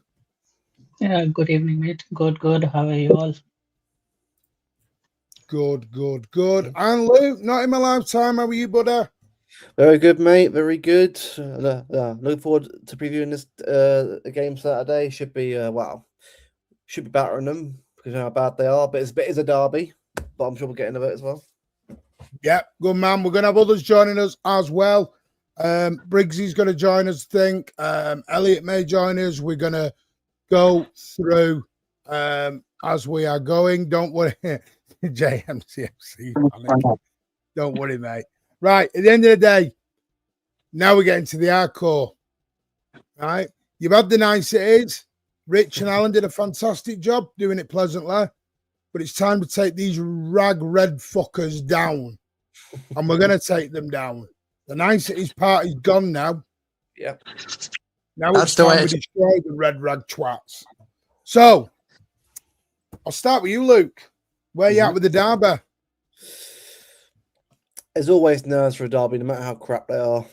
I mean, even when they were at their best, we beat them twice, didn't we, in the same season? And they still won the Champions League that year. So derbies, doesn't matter how good we're playing or how crap they are, it is still a game that is still very, very tasty, and it can happen to it. But for me, with players like Semenyo, players that we've brought in, and sort of like, and the option that we've obviously got in the attack, I'm feeling good about Saturday. I'm feeling confident that the players are up for it, they're hungry for it, and a certain player who didn't get to play in September when he was injured, Ryan Cherky, who, I quote, wants to kill them. So I'm going to say this, right? If we've got a player like him and Foden and Haaland, by the way, they've been on form, but it's a derby, and them two love a derby. So I'm up for it. I'm up for it, mate. I'm up for it. Bring it on Saturday. Bring it on. Listen, by the way, you're not going to get any deludedness. Anyone who was watching South Stand earlier, big up the South Stand. But listen, we're not going to listen to some United fan who was wearing nappies 6 years ago and talking about how great Jesus Christ, we're going to compare Kobe Mainoo to Rodri here, then the question's in the bin. Unbelievable. You know what I mean? Well, what we're doing here. But anyway, Yeah. we'll get to it. We'll get to it. Dash Mesh, come on, derby time. How are you feeling? We're going to go and get our heads wet. Yeah, we are winning it. We are winning it. Like, I don't like that line. Anything can happen in a derby. Like, anything can happen in any game. Like, teams like United can lose to Grimsby. So anything can happen in any game. So I'm pretty confident. Like, nervous for sure, but pretty confident. We will get a good win. Like, not even like a close win. I think we'll get a good win. I think City drawing, I think, couple of games in the Premier League last 2 times, and we just want to get back to winning. And I think we'll win it big. I'm very confident. Yeah. Governor, how many young kids you want to play in this one then? 10? No. Gonna remove Luke, 10 youngsters? got to be a bit more enthusiastic, mate. Listen, Come on, man. we've got to show no respect whatsoever. We've got to be on the front foot right from the start, and we've got to smash them, totally smash them, give them nothing. We go all out, play Rodri. The first thing is, is Nico G all right? Martin, is he on? Do you think he'll be on the bench? Because play Rodri first, get a good result, get up there, and then we'll change him over. No, I mean, I think Rodri should start anyway. You start Rodri at the Swamp. Yeah, That's right. You start Rodri at the Swamp. I'd play Foden as well, but I would play. I would put Turkey on second half, depending on the scores. But they I mean, for me, go on, batter him, mate. No, we've got to batter him. You know what I mean? Keep saying Max, Cousinov, O'Reilly, and Nunes. You can always bring if O'Reilly's feeling it. You've got Aït-Nouri there now. The other thing is, if Nico G isn't in the squad again, I would put. You could actually put O'Reilly in there if Rodri comes off. Why not? Yeah. Do you know what I mean? Well, See how we'll have Aït-Nouri. I mean, That's right. You've got Aït-Nouri you can roll into there as well. But we just got to smash them, mate. You know, we've just got to stay on a few weeks. Well, yeah, for the first time in a few weeks, we've got options. Yeah, We've actually got options now for the first time in a while. Yeah. Which is actually nice. By the way, is Kathy gone, Steve? I can't see a message. If she's gone, my apologies. I hope you're okay, Kathy. I mean, for me, listen, a derby is always unpredictable, and I've toed and froed it all day. Self-stand this morning, I was worrying and everything else. Bollocks to it. The more the day goes on, I want to destroy these. Yes. Yeah. I want to destroy them. For some reason, a club that are a mess, a basket case of a football club, from top to bottom, stadium is falling apart, the boardroom is a mess, the fans get a little Christmas present, they're having a protest, no, we get a signing, we're not protesting, the signing goes shit, we'll protest again, give them another present, they stop the protests. They can't make the Reds up. They do sit-in protests after the game that nobody stays for. They're leaving the derbies halfway through at half-time and asking them to open the gates. Listen, this club, for me, is the thing that I've always said about United, and it sums them up. They sat there in 7th place. And I get it, 7th place is great. But for a club that took the piss out of Liverpool for 25 years, when I was a kid, all they used to say to Liverpool fans was, you are history. All you talk about is history. 20 years on, they've become exactly what they were, what Liverpool were 20 years ago. Yep. All they talk about now is history. Because they haven't got a here and now. That's right. The only European football they get is when the players go on holiday. That's it.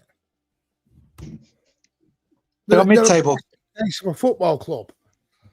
They've spent, people have the cheeks to have a go at Manchester City about the money we've spent. You need to have a look how much money they've spent, and we're not in a penny of debt. And we are winning stuff. Yeah. Yeah. Well, wait, they won an FA Cup final now and again. What do you do? You got Sir Jim Ratcliffe and Ineos and all. When City was shit 25 years ago, we used to beat them. I think it goes a bit bigger with this club. I think you got Scruffy Jim, who's just a puppet anyway. Yeah. And I think actually the bigger picture, I think Glazers, I reckon they could put them in financial ruin the way they're going. Oh, And that'll all come. Tell you. Don't get me wrong, I have got, my son-in-law, my future son-in-law is a rag. Oh no. Sadly. Oh no. Oh, don't worry, my grandchild won't be a red. No, you better not. My grandchild ain't being no red. He's being a blue. Or she will be a blue. Yeah. See, look at this. We lose tomorrow, you're blaming me. Blaming me for what? Prawns. Don't eat the chicken. You lot ain't getting this box out of your head. Hold it. None of you in the chat had turned down a free box. Don't do it. I mean, Martin, that box, let's be honest with you right now, is probably a swamp anyway. So, I'm not taking me wellies. I'm taking me diving equipment. You're gonna have to, yeah. You should go as Martin. You should go as sick Pete. You know, Pete who dresses up and all that. Pete the badge. Yeah. Pete the badge. Something like that.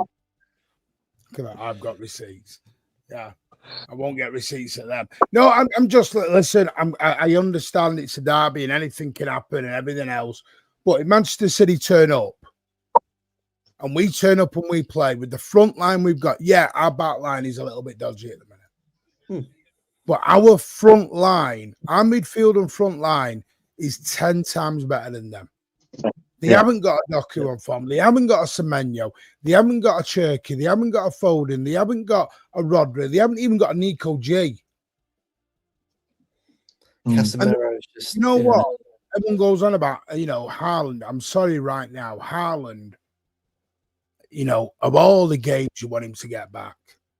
That's right. You want him to get back to dick all over them. Yeah. 100%. And that's what I just want. Oh, and they don't have a Bernardo. Great point. They've got Ugarte. Who the fuck's Ugarte? Yeah. I think Christmas cracker. I think everyone's panicking about the new manager bouncing. The thing is, right, it's down to us. We've always said before, with our defeats or if points drop, it's our own fault most of the time. It's very rare a team beats us because they're better than us. Most of the time we lose a game because it's our own fault. So if we don't win Saturday, it's more likely down to us. So it's on us to turn up Saturday and get the win.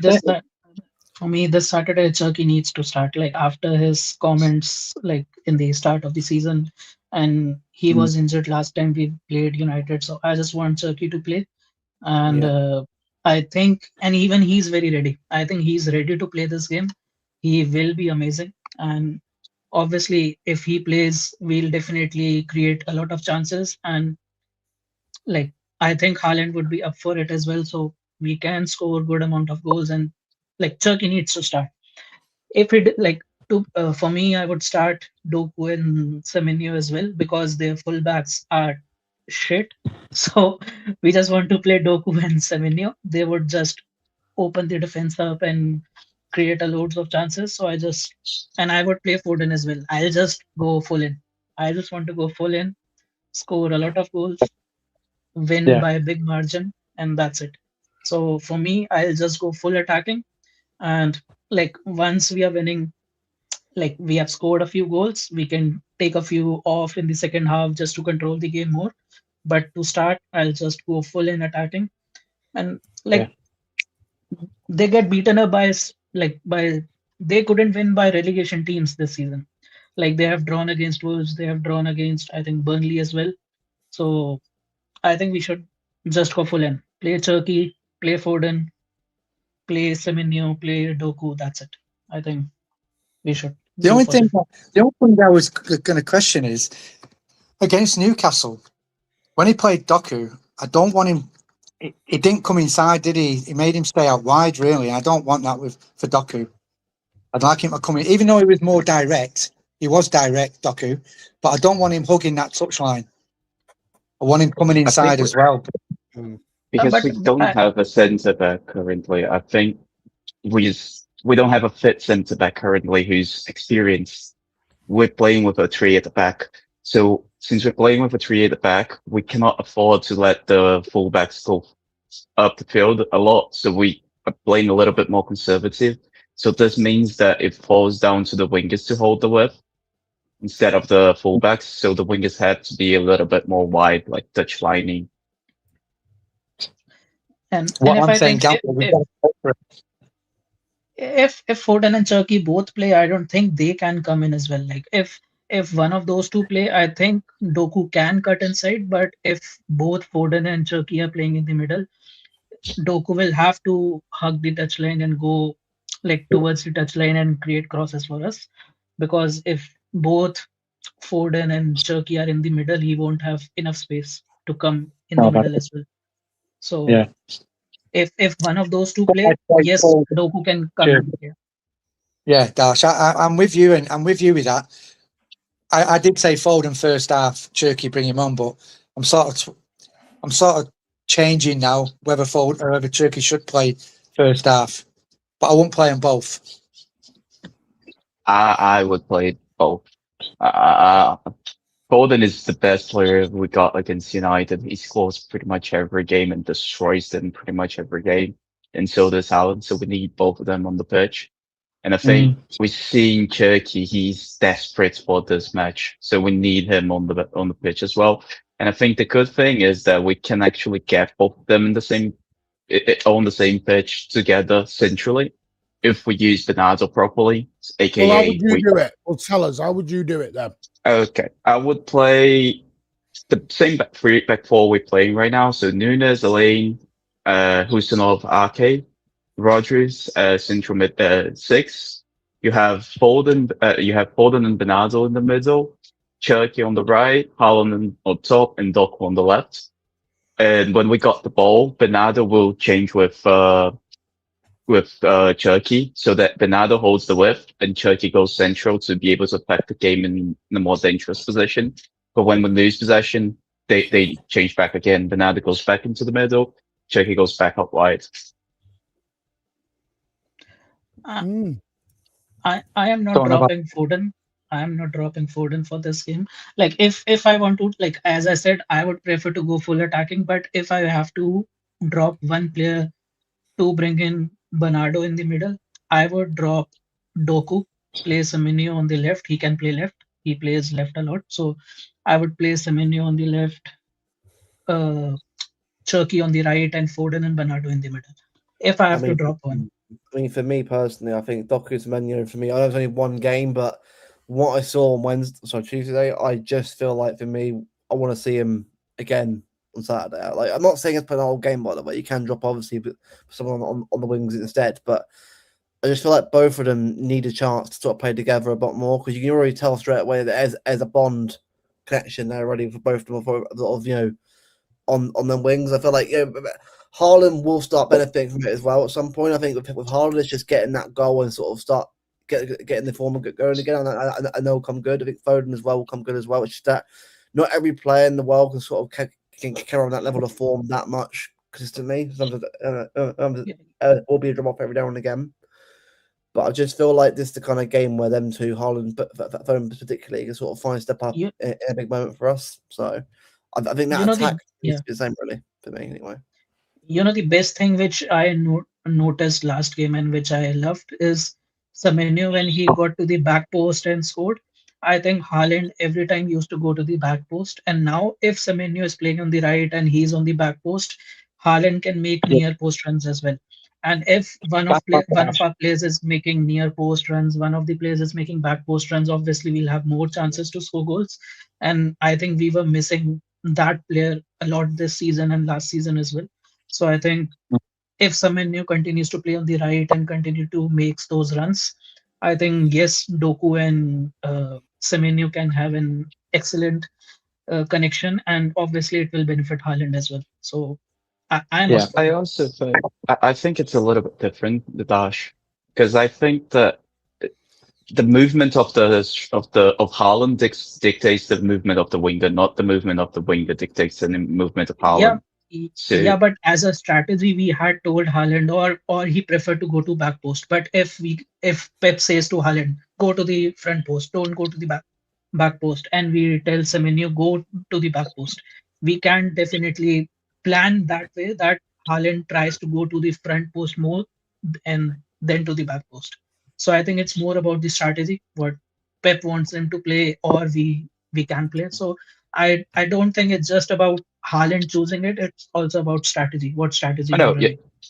Oh yeah, I mean it's Pep. Pep is the one who Yeah, decides yeah, who's going to make the near post and who's going to make the far post. yeah. But But in Pep's latest press conference, I heard him saying that he wants the wingers to make that run. So if for some reason Doku and Savio were not making those runs, and now Semenyo starts to make those runs, obviously I think Pep would encourage it more and allow the wingers to go to the back post. So Spartacus, I wouldn't play Ake back. I would keep Ake on the bench. We know he's playing with an injury. I would put this is the way I'm thinking. I would play O'Reilly, but I think if we haven't got Nico G on the bench, I would put Nori in fullback, O'Reilly on the bench. Depending on the score, we could set Rodri off and put O'Reilly in there. If depending on the score. Otherwise, I would have O'Reilly fullback. Keep Ake on the bench for any injuries. Try not to play him. If we get any injuries at the back, then put him on. I'm just going to quickly give you super chats from Bebo. Big up, Bebo, by the way. Really do appreciate that. Bebo, come on, Blues. Let's have it. Let's make Pumo. We should stay at AFCA. Big up. I like it. And then he's coming with another $4.99. Big up, mate. Thank you so much. Really appreciate that. Donnarumma, Nunez, Hushinov, Ake, O'Reilly, Rodri, Silva, Cherky, Semenyo, Doku, Haaland. Yeah. So he's not playing Max Lane. Ooh. Oh, no, I would play Ake. I don't think you can not play Maximilian in this game. My thing with Ake is not really it's not really like a physical traits or technical or tactical traits. It's more of an emotional trait. Because I think when you have a back two of Elaine and Husanov, which both are young players who are prone to mistakes, especially Husanov with his positioning, having a leader like Ake at the back line is very, very important. Yes. 1000%. You know what? More Ake, I don't want to play Ake because I know that knee's going to go. Yeah. That's my worry. You're going to be bringing Yeah, I'm also worried about that. If Ake was fit, I'd probably go Hushinov and Ake. Yeah. You know, Max Lane, though, I think's done well and deserves this opportunity as well. So, in hindsight, I probably would do Ake on the bench because I do worry about his knee. Until we buy another centre-back, or if we buy another centre-back, I don't want to overplay Ake. Just in case. Because if we don't buy anyone, and Ake goes down injured, and the window closes, you are buggered. We're screwed. Yeah. So you don't want to make the situation 10 times worse. Yeah. I would keep Ake on the bench as well. I would play. My only other Nico, thing Max. that's telling me though is I'm not sure I want Ake on a plastic pitch in Norway No. with his knee No. either. So when No, does he but- play? I can't keep but- not playing him. Elaine can't play in the Champions League yet, I don't think. No, No, so I so I mean, think it will- yeah, that's a good point. He can't. Yeah. Christ. Jesus, I love it. Getting nervous, poo. Thanks for that, mate. Rest Haaland, play Semenyo up top. He's knackered. I wouldn't rest Haaland. I Not think it's against. the wrong game to Can't yet rest anyway. him. After Omar's back, sure, but not right now. Nah, not right Yeah, now. not until he gets back. Steve, I understand what you're saying, and I get it. I just think the derby, Haaland will be up for this derby. If he's not up for this, then he's either carrying an injury or he is knackered. yeah. Listen, Because the thing is, a derby should take you out of tiredness. we're fragile at the Look. back, but we fire up front. right, and we take our chances, then you don't have to worry about the defence. The firepower we've Nah, got, take their chances, the game will be over. you always need to be worried about the defense. You can score, for example, against Leeds, we scored 5 and still at the end we could have drawn the game if not for your Slovakia goal line clearance. It's a long time ago, man. It's a And long time. also as well, at that game, remember, it was every shot that they took went in. It's like not every game's gonna be 5-4 though. So we got to be a bit more like honest. Sometimes a game like that will happen, but not every game. So I think we'll be all right. Just gotta smash them, guys. Just be on the front foot. Don't give them any respect. And just smash them, mate. They're just washed. You know what I mean? We've got to take advantage of it. Just on that, Max Elaine can't play in the Champions League. Why not?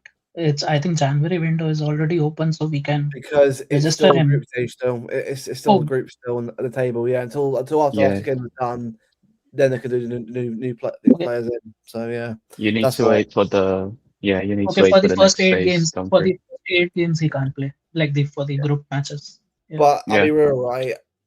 We should be fine anyway. I mean, look. Then again, that's the future. Yeah, right now it's Yeah. not again, but yeah. Yeah. But, yeah. Yeah. So, No. other news, Mark, injuries.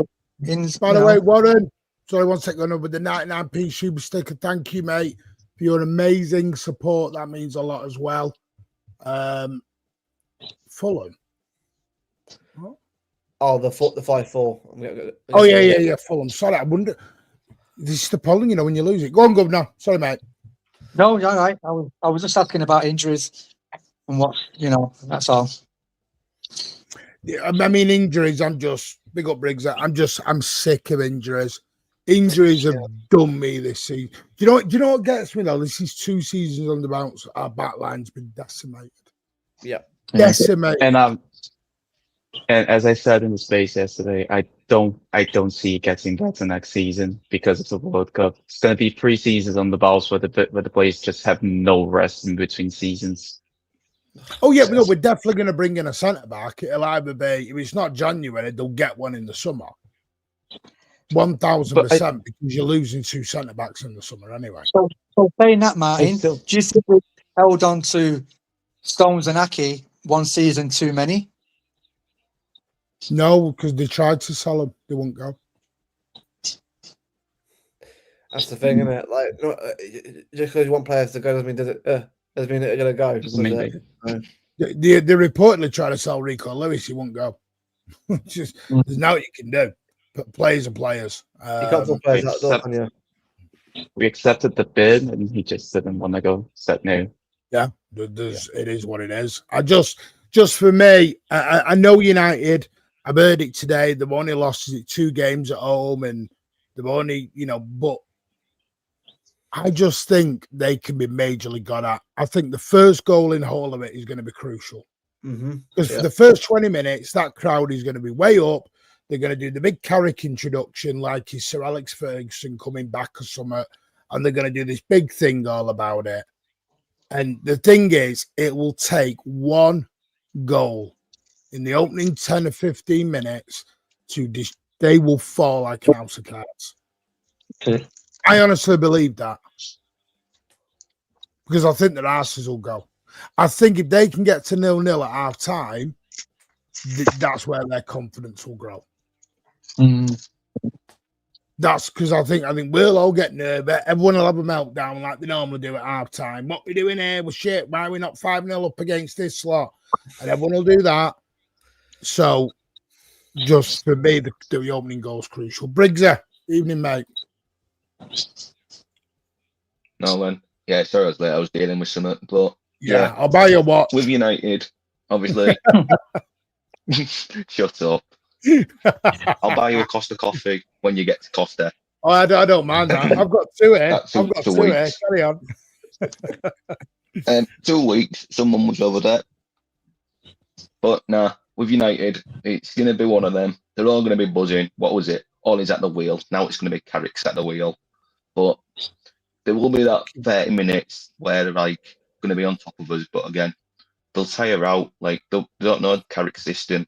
Like if you watched them last week with Fletcher, they all look confused about the system because they're all used to playing three at the back. Apparently, Carrick's a 4-2-3-1 kind of guy, and Well, I was going they to need ask to that. adapt Does to that anyone know his system. formation? Them players, What did he play at Middlesbrough? Because yeah, probably 4-2-3-1. Same sort of thing. Is that? Yeah. Yeah, but No. I think with that is them players, you know, they like to down tools. Like it's like a light switch on and off. Like they play well against the big boys and they play shit against the shit teams. You know, it's like that Dash Mesh's camera just then on and off. What are United going to do? They're going to turn it on because they're at the FA Cup. They just have wrong though. moments. Dash Mesh turned his camera off, and then before you know it, it'll turn it on like United. It's a great point by the way. By Go on, mate. Exactly. Yeah. Newcastle Yeah, haven't lost all season. yeah. It means nothing. I'm sorry. And by the way, I also think it's crucial in this title race. Yeah, it is Mm. massively. Yeah. This is for me. I want to say, I know it's a derby, and you want to look at it as a derby. We've still got to look at this going for the league title as well. We can't allow this gap to get bigger than 6. No. So Now, the funny thing is, United play Arsenal the week after at Arsenal. that's I'm expecting Again, another nothing out big of game that where they one. could play well. Arsenal will battle them 4-0 something like that next week. Yeah, I think they will. Look, with the Carrick situation, they're playing us and then they're playing Arsenal. They've got the big boys. They'll want to make an impression for Carrick. He'll want to take charge and say, we can still salvage this season. We're out the cups, but if you play well against City and Arsenal, then we can build on it. But what happens after Arsenal? They'll fall back down again. They'll turn the light switch off. So with these two games, it's a good chance for United for Saturday, for us to put them on their peril, but then they could return the favour next week. You never know. Yeah. Mm. Well, we'll see. We shall see. By the way, wait to see. I'm going to show you the predictions that the people have put up.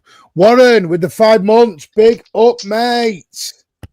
Thank you so much for the super sticker and becoming a member for the 5 months. Thank you so much. And then Bevo, have you been? You're paying him too much here, you. Yeah, I know I am. Looks like they're going, this is all coming out of my profit on the channel, you bastard. What profit? Inflation. What profit? It's all going. Bevo's spending it. Bevo with the 9.99. Thank you. Think it's too much pressure to put on Max 3 games into his first team career. Championship World Balls to starting for us, even if we're only playing against Championship standard team. Ooh, I like it. I know. I do hear what you're saying though. I'm just worried about Ake's. I'm worried about Ake. That's all, mate. Did I just catch that before I joined? That Newcastle game, I'm glad that Murphy went off because he was cooking him money.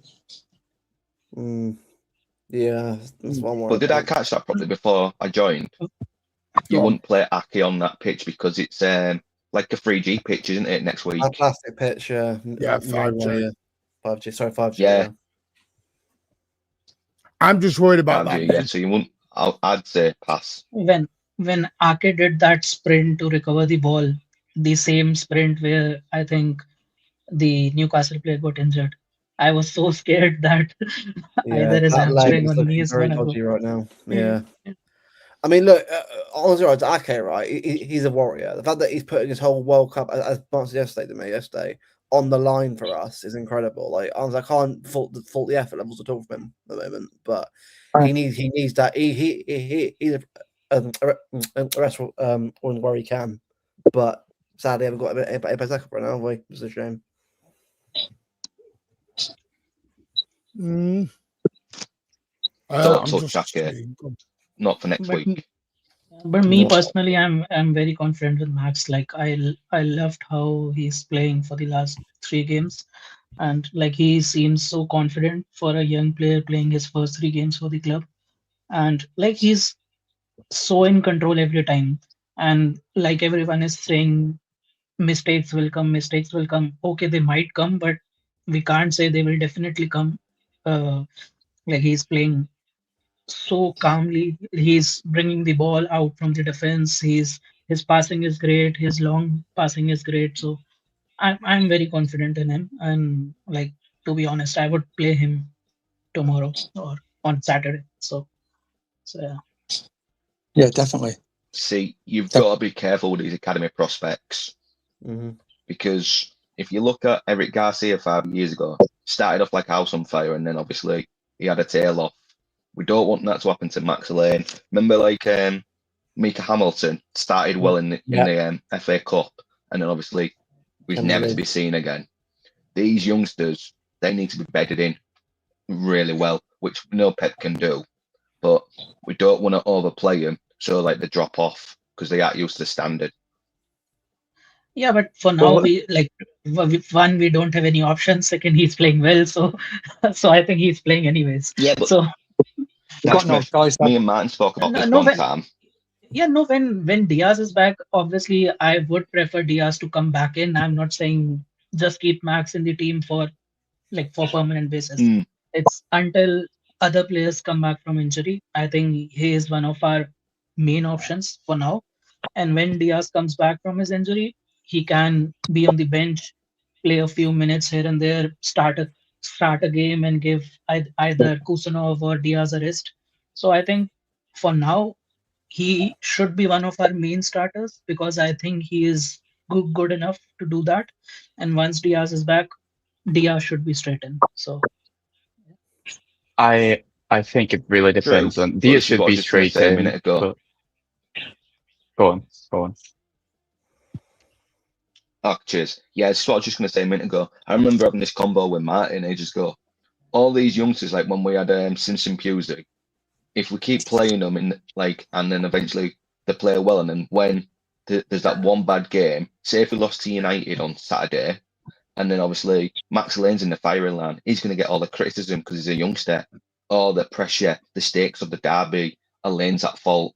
We've got to be careful what we're doing because he's only had 2 games. Throwing him into a high pressure derby where we must win, I'm not sure. Yeah, definitely there's that risk, but I think if you compare Simpson Pusey with Nico O'Reilly, I don't really remember all the games, but Nico O'Reilly might have made a couple of mistakes as well. But he has confidence in himself to continue playing well. Okay, you can have a couple of bad moments here and there, you can have a bad game, but if you have confidence that it's just one time that you're making such mistake and you can come back stronger, I think Max is kind of more of Nico O'Reilly. If he makes a mistake, obviously Pep will tell him, Pep will keep him calm, and he might need to, play a game on the bench, but I think he is confident enough to come back strong. So obviously there's a risk with young players, I agree, but I think he can be one of those like Nico O'Reilly who can make his position permanent for the long term. Not for now, but for the long term, he can be like one of the center backs for us. So yeah. I also think that it will really depend on how good both of them are when Diaz comes back. But from what we've seen so far, I actually think that Alain complements Diaz better. Because the main issue with Diaz, I don't think it's really his pace even. I think it's his passing and ability to play out of the back. And that's also the same issue with Husanov. So if you have a building block of Nunes, Diaz, Husanov, Donnarumma, that's not really gonna fill anybody with confidence. But if you change Husanov to Alain, I think his ability to carry the ball into the midfield, to pass the ball into a player who's free in the midfield is genuinely remarkable. And I think that could help Diaz a lot in that sense, because it would take a lot of the burden away from him as well. We were saying that against Newcastle, though, and they did a good job. So, they're stepping up. They're doing a good job. So, you can have faith in them. We've got no other choice. We've got to step up. And they're playing well. Oh, yeah. But just, obviously, I'd hate to see them have a bad game or be centre of attention because they're only a young player. They've still got a lot to learn. So the way this fan base is going, the criticism on Twitter, obviously it gets to people's heads losing, and especially a Manchester derby. everyone could easily go Max Lane because he's the easy target. That's You don't the need to have that. Yeah. That's a lot of confidence for him to be lost. Yeah, and Twitter's full of that, player FC agendas, and that. Even when we win a game, you got people sort of going against certain players still for no reason. After we won a game, like it's just there's no actual discussion anymore. It's just full on like gender debate, which is a shame. But like for me, Twitter is Twitter. Twitter will find something to slander players. So, And that's like even if he has a decent game, they'll find some reason to slander like someone important. So like Twitter is Twitter, but obviously there's a risk that young players can make like big mistake in these matches, but things happen. Like Kusanov had a blunder in the first game, but I still feel after that he was very good. So but also High pressure stakes. yeah. we also By the way, need we to are live on understand something Twitter as well. So big everyone up who's watching us on Twitter. Come on. Big up X. Ed, Elliot have joined us. Good evening. Told you we're getting a bumper panel. It's like Celebrity Squares now. Go. It's just the space. it's a special Elliot. YouTube space. Hello. Hello. No. Oh, you alright, lads? How are they? Are you going, by the way? Opening question, are you going? Yeah, I'm in away end as well, actually, unlike some people sitting in rag end, do you know what I mean? I'm not actually in the rag end. This about, man. I mean, I'm not being funny, Martin. You absolutely criticise me for going in these prawn cocktail bars and this and all these restaurants and all this and eating the steaks and that, yeah? But at least I actually do it. At least I actually do it at one where the food hygiene's actually all right and actual healthy and not going to probably kill you off. And two, the local rivals who we hate the most, who you absolutely criticise week in, week out, and you're going to go and sit in their end. Unforgivable. I don't think we're deep in this, you know. To be fair, man, I don't think we're deep in this. I think mine's getting a bit off with this, a bit lightly. I don't know what people reckon in comments, man, but be getting Martin out in chat in comments. Elliot, do you know what he'll be doing next week? He'll have a United shirt on. It'll be a gift. Well, this is what I'm saying. This is where it's going in it with looks of it, man. Do you know what I mean? He knows about these food hygiene, like these food hygienes and that, and what's going on with rats and that on pitch and that, and he's risking it, man. He's risking his own life. Martin, just don't. I'm just responding to Robin. I'll be back with you. You know what I mean? What are you actually going to do if we score, Martin? Genuine question. Good question. Yeah, we score, yeah. And we'll score many times. I will. You just what? What, are you going to go into the toilet and jump up and down? Go on. Yeah, that's toilet. What are you going to do? He'll have his little Martin out. I think Martin didn't think about this before. Yeah. Listen, man, I think we need to call this out, innit, Governor, man? Because I don't know what you reckon, man, but the people like you, mate, who are getting up for this. Listen, Governor who gets up early in the morning and that, and then people like Martin who claim he's a true City fan and got a season ticket, and Governor's over, you know what I mean? Working and else like in us and that, and Al and Rich and that, man, and fucking hell, Martin, man, I'm a bit disappointed in you. Standards, like it is in your name. Thank you. Magnus, risking your life. That's dedication to the cause. Thank you, Magnus. Brilliant. You are spot on, Magnus. That is the stupidity is what it is. It's not dedication, it's stupidity. I thought you were going to Elliot, why do you sound like Hamza? Why are you shouting? Sorry, man, I'm in car. You sound like Hamza in his face the other day, shouting. I always feel like I'm talking. I don't know, man. But anyway, what your team? Yeah, people on about the teams. Well, that's what mine's pretty simple, to be fair. Go on, man. Basically, I'll tell you my team, innit? Yeah. So my team, Donnarumma. Yeah. It will. I don't know, Spartacus is on here by any chance. Yes. Anyway, and I'm about to say something Nunes, after that you're going to enjoy. Here we go. Nunes, see how good that were, Martin, then? It took me about 10 seconds to get back at Spartacus. Nunes at right back. I'm not being ironic. One at a time, Nunes, it's not a space. Nunes at right. Nunes, yes, calm down, Spartacus. Nunes at right back. Come on, Eileen and Kusanov at centre half. Nico O'Reilly at left back. Rodri, Bernardo, Foden, Cherky, Haaland, and I keep flip-flopping between Doku and Semenyo on the left.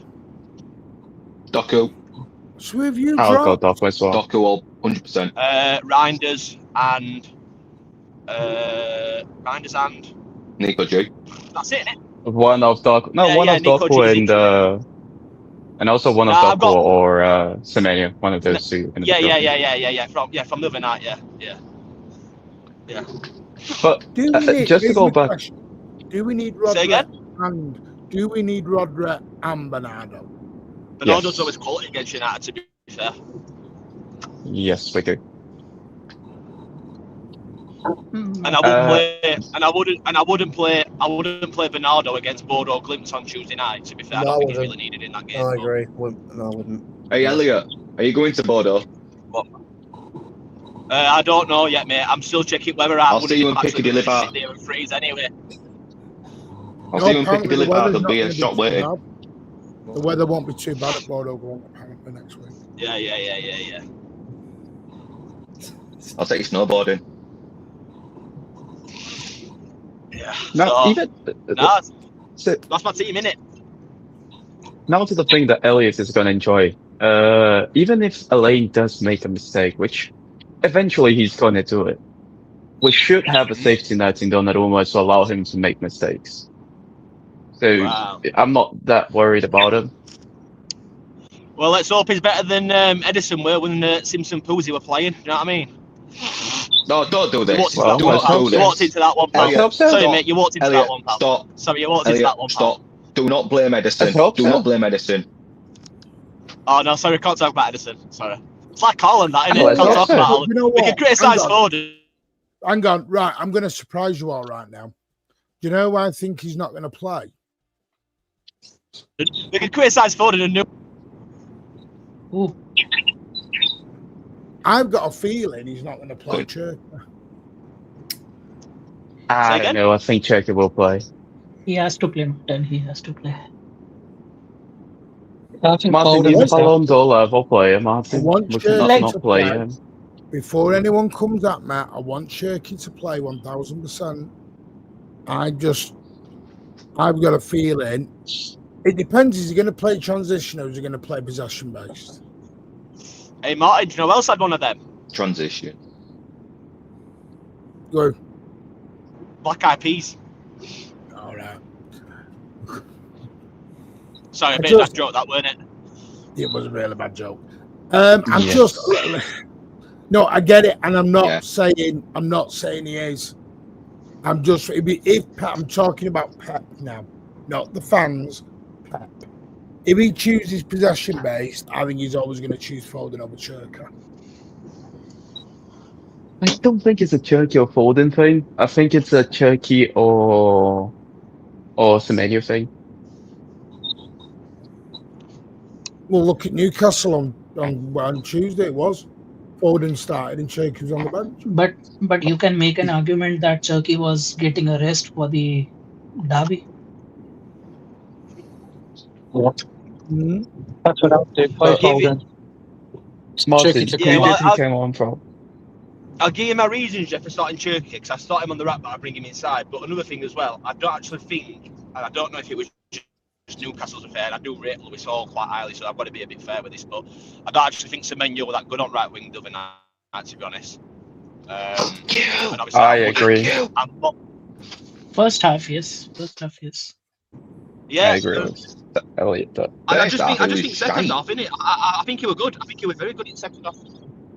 Yeah, I thought in the second half, I thought it was decent, to be fair, when he went on the left. Well, sort of like leftish sort of thing, you know what I mean? But See, do you know Mr. Manyo? yeah, I don't right. know. I just think Cherky. I just think Go on now, carry on. I think we're having side connection in it, and issues. it makes it more like techie, like technical in the middle.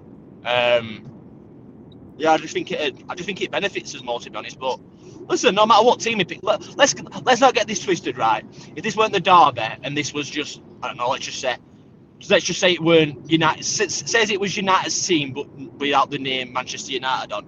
I think we'd all be very, very confident going into the game. FC United and Manchester. I think it's more. Well, I don't. You know what I mean, though, Briggs. I think it's a derby thing, innit? You know what I mean? I think it's like a derby, the phone without the window, which I do agree with. I said that to Martin earlier on the phone.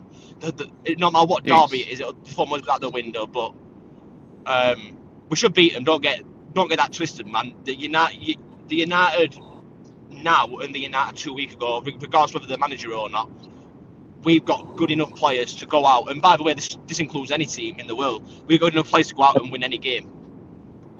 No. Take our chances. Game will be over. Yeah. See, my main thing with the Foden thing is, Foden has never missed a derby, you know. Never. No.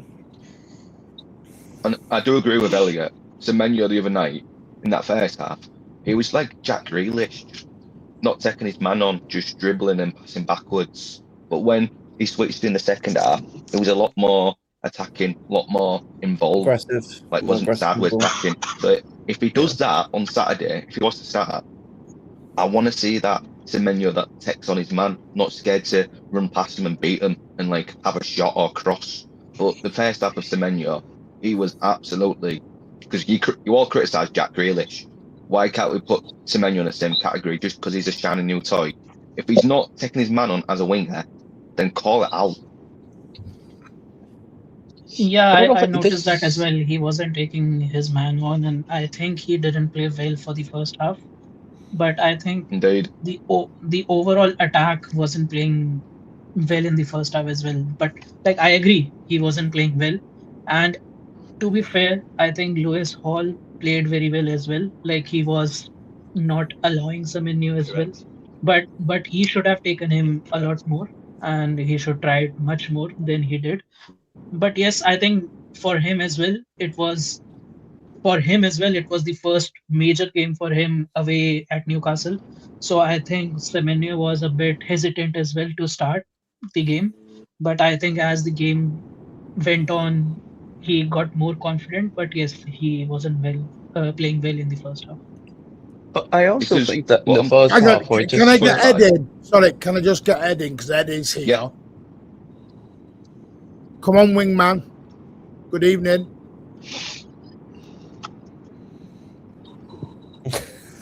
That was an anticlimax. That was the biggest anticlimax I've ever done. Hang on. Yeah. Wingman in, man. Ed again. Wingman in, man. That sounds really dodgy. Some wingman in mine, you know. I'm glad you put your hands in him, man, as your wingman. Ed, You know. hello, Ed. Yeah, you guys. Yeah. Hey, man. No, sorry, I'm out How here you getting doing? ready to go to the gym. Big up the panel, big up the chat. But no, I hear what you guys are saying about Cherky and Semenyo. I think it might come down to that, but I like it when we have two wingers on the pitch, just because when we don't have two wingers, it's like we only go to one side. For me, so if Doku's over there, we kind of force it over to left side. If he can't beat his man, then it kind of gets clawed up into the middle. And for whatever reason, a lot of games this season, we kind of stagnate in the first half, and then they go into halftime, make some adjustments, and then it looks better with our attack in the second half for a lot of our games too. So I don't know if it's like we have a game plan, but we're just filling out the team, and then we go into the half and make adjustments, because a lot of times in the second half, our attack has looked better. For me, in a lot of recent games. Mm-hmm. Yeah, so what I was just going to add on the Semenyo point was, so going back to United, if Semenyo's going to take his man on, they're there to be beaten, like you said earlier, Martin. But if he's going to play sideways, backwards passing, that's how we don't get United. We need to literally go full throttle at them. So the second half Semenyo is what will terrorise United. Because their fullbacks are poor. Yeah, it'd be interesting to see how they line up though with their new manager. If they're gonna go to a back four or they're gonna become more deeper. I don't, It's going to be interesting.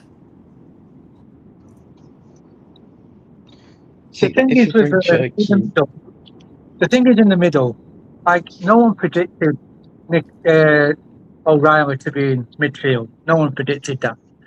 So my thinking is, it probably won't happen.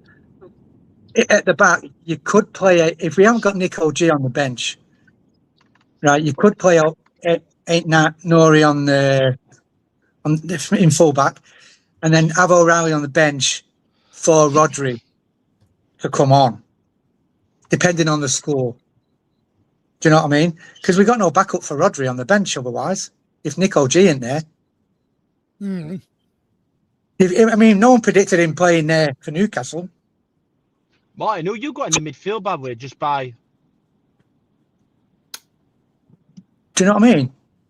It's an option. He's got a big head. I've dropped Bernardo. Yeah, but who are you playing in midfield? I've gone Rodri, Cherky, Foden. But hold on one minute though, because you contradict to what you're saying though, because we had a conversation earlier on where you said you don't think Foden suits the number 8 role. No, because no, I don't. So where's he going to play? So where's he going to play then?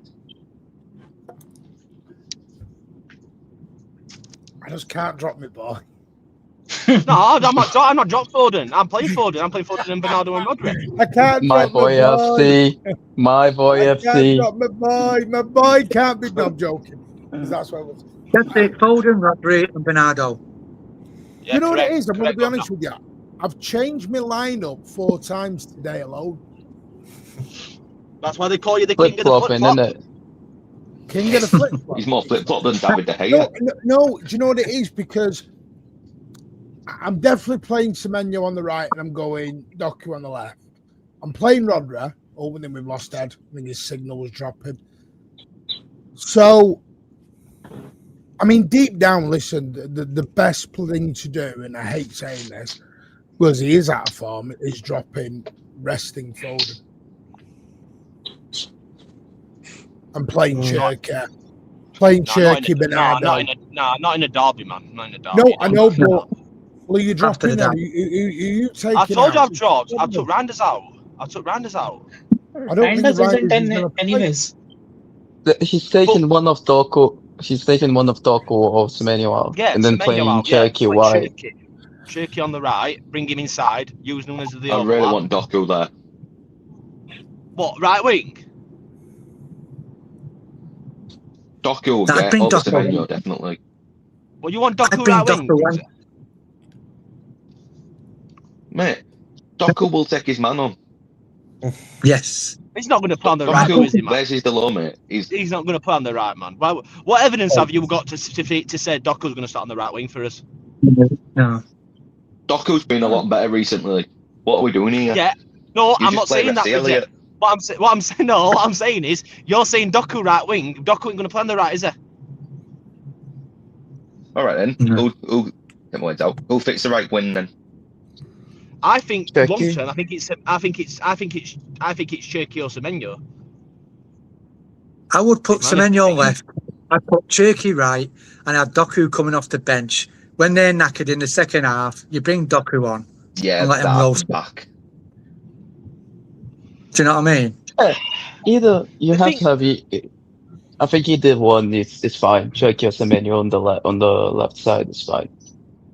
I do keep changing my mind on Doku and Semenyo though, lads. I'll be honest. I just keep. I don't know what it is. I don't know which one I prefer, and I don't know if it's actually harsh on Semenyo if you drop him because he's coming in. I know it's on. I know people are going to say it's on next in it, but he scored like what's it called? He scored, but he has basically scored 3 goals because that goal what he scored overnight what got ruled out was a goal.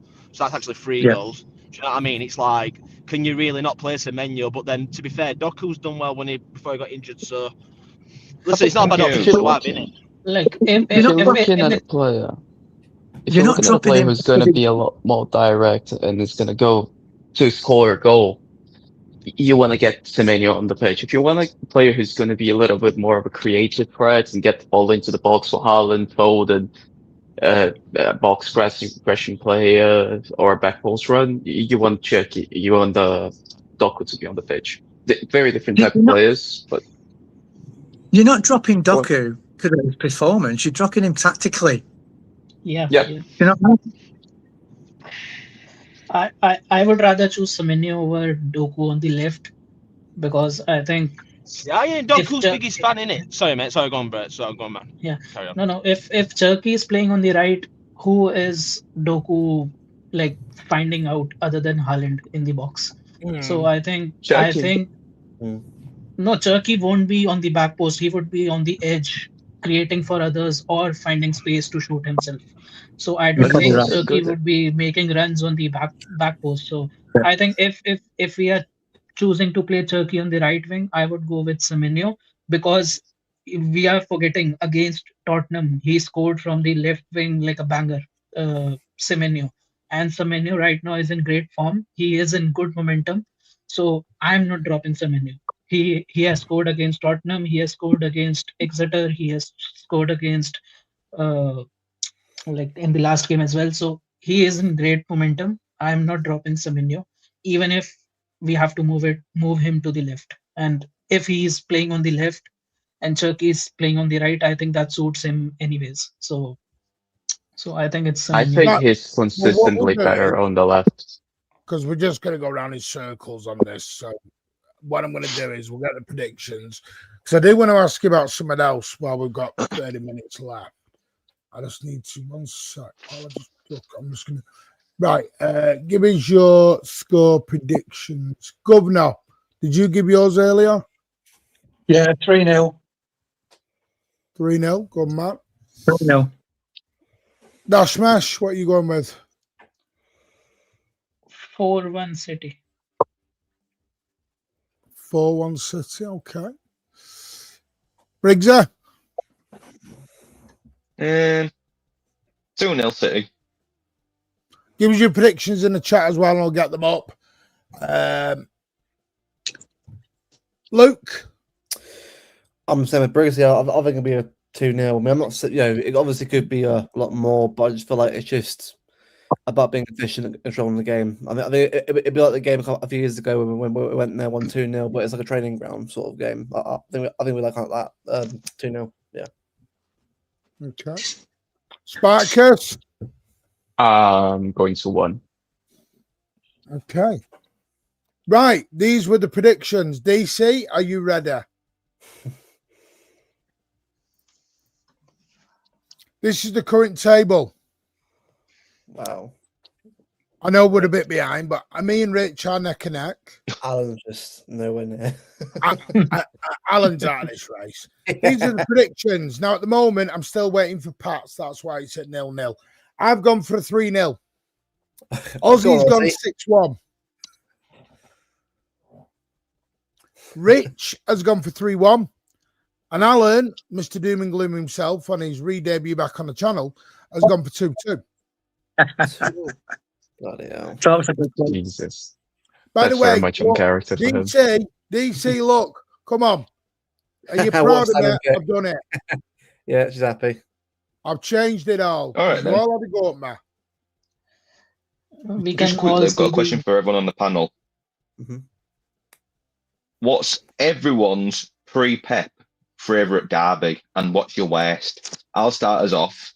I'm going to say for my favourite, the 1-0 Company when we won the league, and for my worst one, I'm going to say the Van Persie free kick, the 3-2. So best and worst, but it's got to be before Pep. One of my favourite, but I mean, look, apart from the 6-1, I mean that's kind of obvious. But for me, it's probably the 4-1 in Morse's first season. Well, only season that we know. Was Aguero got 2, Nasri obviously as well. It was. I remember that game quite vividly. So I'll go 4-1. And the worst one, to be honest with you, is probably going to be that one that he said, mate, Van Persie's free kick at the end, the vectored free kick. Oh, that was a nightmare. That was.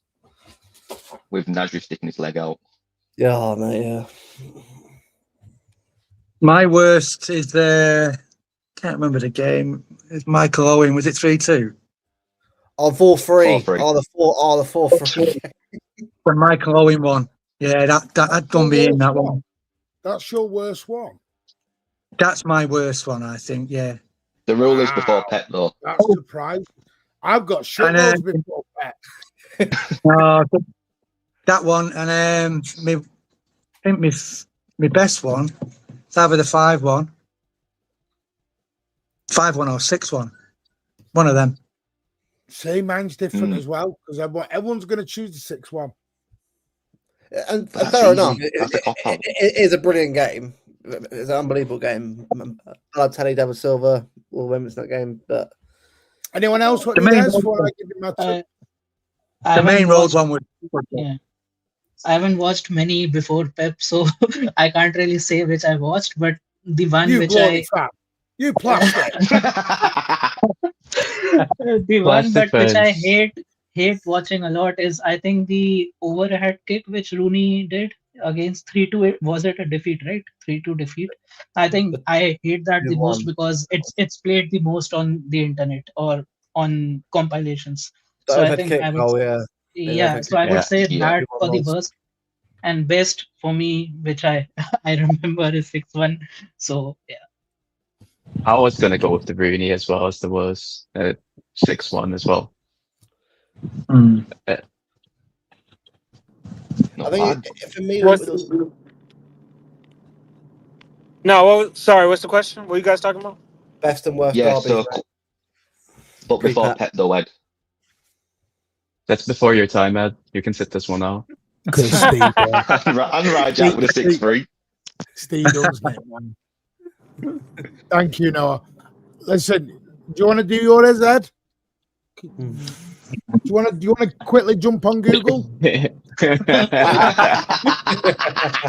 Quick Com- Google search. Nah, You you're Not breaking Martin. up. You're breaking up. You You're breaking up. you I can can't hear copy you. me, Ed. You can copy me. Right, I'll give you my best one. Was the last ever Go on, main mate. roader. Was the last ever main roader. I have never heard an atmosphere in a derby like that. And I've been to shit tons of these things, home and away. I've never had an atmosphere like that main road once. What was the scoreline? 3-1. Sean Yeah. Goater dinking Fabian Barthez. Gary Neville, Yeah. Chuckle Brothers, giving Sean Goater a freebie, and then he, yeah, it was just it was unreal. You'd have thought we'd won the league at the end of the game. Honestly, you would think the league title was coming out onto the pitch. We'd only won a derby, and it was like you think the Premier League trophy was coming out. The worst one was, well, there was two. One was at the Swamp, one was at Main Road. We were 2-0 up at half time. Nal Quinn with a cheeky brace. And then Cantona and Roy Keane got in the act and we got beat 3-2. Or the 5-0 at the Swamp when we had Simon, Tracy in the net, and Kanchelskis just destroyed us. Kanchelskis got a hat trick under Brian Orton. Oh, I'm quickly going to change my worst one.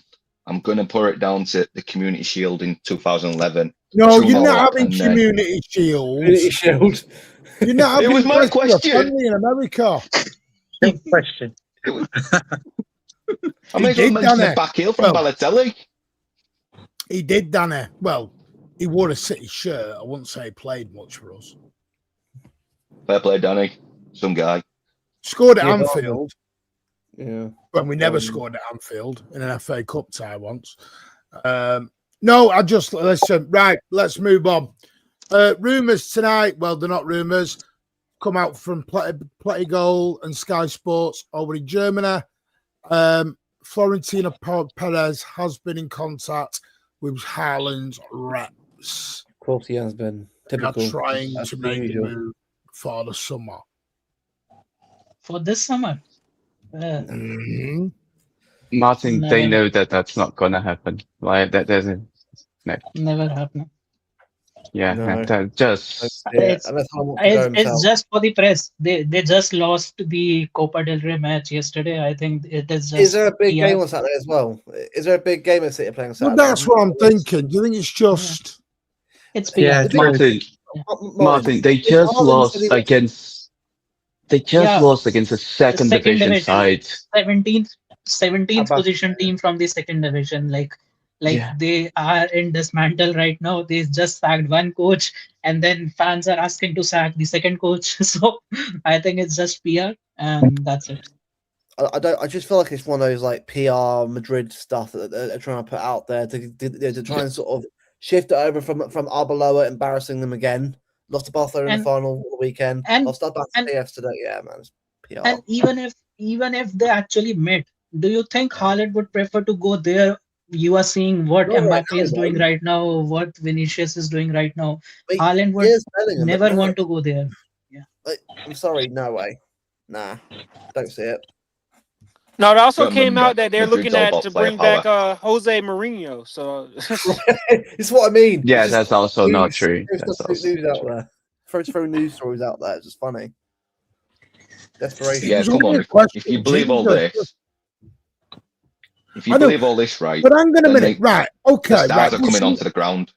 Right, can I play devil's advocate for 2 minutes then? And hear me out. Why do we as a fan base then ignore that, but we believe Elliot Anderson to setter, Matt Gay to setter, when anyone's coming into City, we believe it. Anyone leaving City, we go, no, bullshit. Well, Martin, have you heard that Haaland wants to Real Madrid? No, but that wasn't what he said. He said Madrid want him this summer, and they've contacted. It didn't say he wants to go. No, Madrid could want him, but we are asking, would Haaland even think about going there right now? I don't think so. So No, even if I they agree. want him, I'm just playing devil's advocate here. No. We believe all the rumours that come out from Plattenberg and Fabrizio. When it goes the other way, we go, no, it's bullshit. It's called, certain ones. Like I'm not ignoring Rodri's links. I'm ignoring Haaland's links. So you can't say we are ignoring them because I think Rodri's links are justified, but Haaland's are not. So Haaland's on a 10-year contract, pretty much. Was it last year? I think it's 2027. Dash one of them. Don't think is it 2029 or 2027? 2029. 2029. Do you know what this is? And do you know what this is? Yeah. It's like what you said, Martin, a minute ago. Everyone believes everything because obviously that's the way it all is. But there's also the derby on the Saturday. That's like saying, would people believe me that I'm taking Martin on an all-inclusive holiday to America? It's just spin. America. No, you can't do that. You can't go. I don't believe it because you haven't told us, man. No, we're not doing that. Yeah, that's how it works, Right, Governor. Do you think Madrid do want him?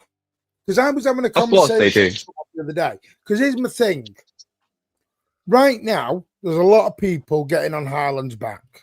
Yeah. Let's be straight the rest. I've even heard, and I've said it myself. By the way, I love Haaland here. This is not. I'm playing devil's advocate here in a way. What I'm trying to. Everyone would say, who's the greatest ever striker we had? 99% are still saying Aguero. You've still got Aguero, for me, above Haaland. Because he's been there, done it for 10 years, etc. If you're asking me, do you think Haaland is going to do 10 years at City? Is what I'm basically asking. Or do you think he has got Madrid in his eye line at some point? I think this is our media talk. I think there's no eruptions in the camp. He's not upset anywhere. Everything's healthy. So I don't know where it's coming from. Maybe a couple of years down the track, things might change. You just don't know. With a change of manager, you just don't know. No. But at the moment, I wouldn't even listen to anything, to be honest. Look, and also, Martin, if you say about the fans, have you met Madrid fans? Like they tear apart the players after one bad game. If you are seeing that City fans are criticizing Haaland, you can't even imagine how much he would be criticized if he didn't play well against Barcelona in one single match.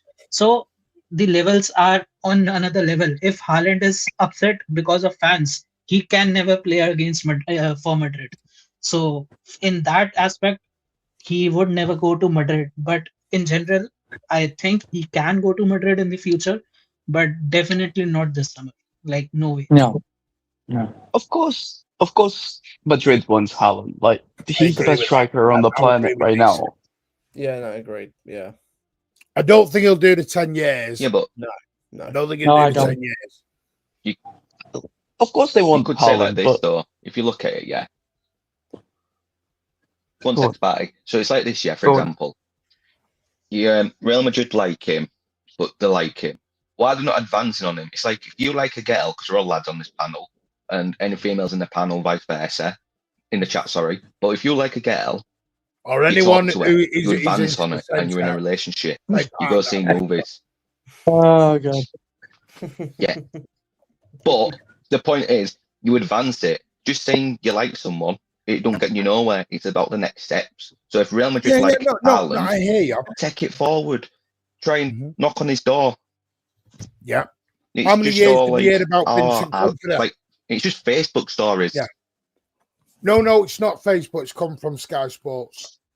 Yeah. No. What I'm saying doesn't- is, it's like Facebook stories. It's like you say something on Facebook and everyone believes it. Yeah, no, Does Madrid- listen, by the way, Formidable, I'm asking the question because a reputable journalist has come out with it this evening. Play goal, sorry, and it's come from Sky Sports in Germany as well. The same Sky Sports in Germany who broke the Haaland 2 City stuff. I'm not saying he will. I do believe Madrid have got a genuine interest. Yeah. Yeah, for sure. Of course they do. For sure. He's the best striker on the I do planet believe and that. probably I do top believe 3 that. players.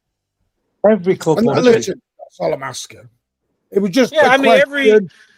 I wouldn't be surprised if Madrid try to tap him up every year. Because you're going to They've- try to tap up the top players in the world. I mean, I'm sure we're tapping up players behind the scenes. I mean, every club does it. I think Yeah, I'm with not trying to Haaland be and negative, Madrid, by the way. That's like my analogy then. I'm not trying to be negative. I'm just, when something breaks, I just wanted to mention it. I'm not It's probably the saying same I as think- Martin. It's probably the I same think- as Maresco having talks with associates. That's all gone dead in the water now. Do you know what I mean? Things just pop up all the time. It's talks, isn't it? Cool. It's I talks, think- chat. That's all it is. Nothing like until it's done, isn't it? Or he wants to go. It's up to him, isn't it? It's up to him. Mhm. That's what I mean. You've I got to think with advance on it. Haaland, we're always gonna have like Madrid knocking on the door, Bayern Munich knocking on the door with Shirky as well, PSG, Shirky. yeah, we're always gonna have these because these players they're wanted by everybody. Like they are the best players on the planet, and everybody wants them. But we just gotta understand that this is just a part of the course now. And not only they are the best players on the planet, they're all also very profitable because they're very marketable. Haaland is a brand as well as a name as a footballer. So this is the type of player that everybody wants because they can earn a lot of money with them and also improve them on the pitch. I think like that we're just gonna have to live with that. Like those rumors, they're gonna come about every 6 months. I think like we're just gonna see those cropping up like every now and again. Right. Move on to this other news today. The Carabao Cup final date has been released. 22nd of March, Sunday, 4:30. 4:30. So fans have been screwed over again. That's a nice Load of shit. Yeah. Yeah. So we're Last at train half from four. all is 8:20.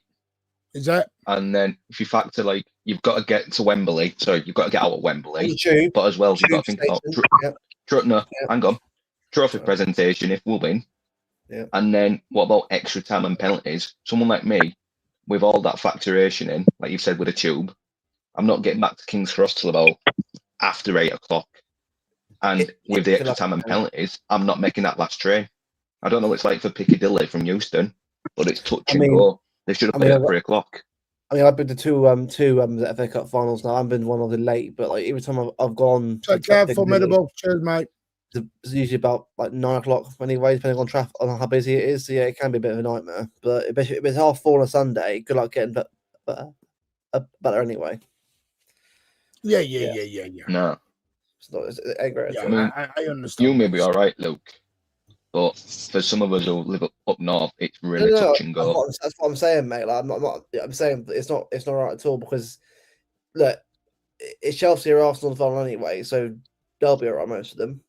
But it's the ones obviously of like like itself.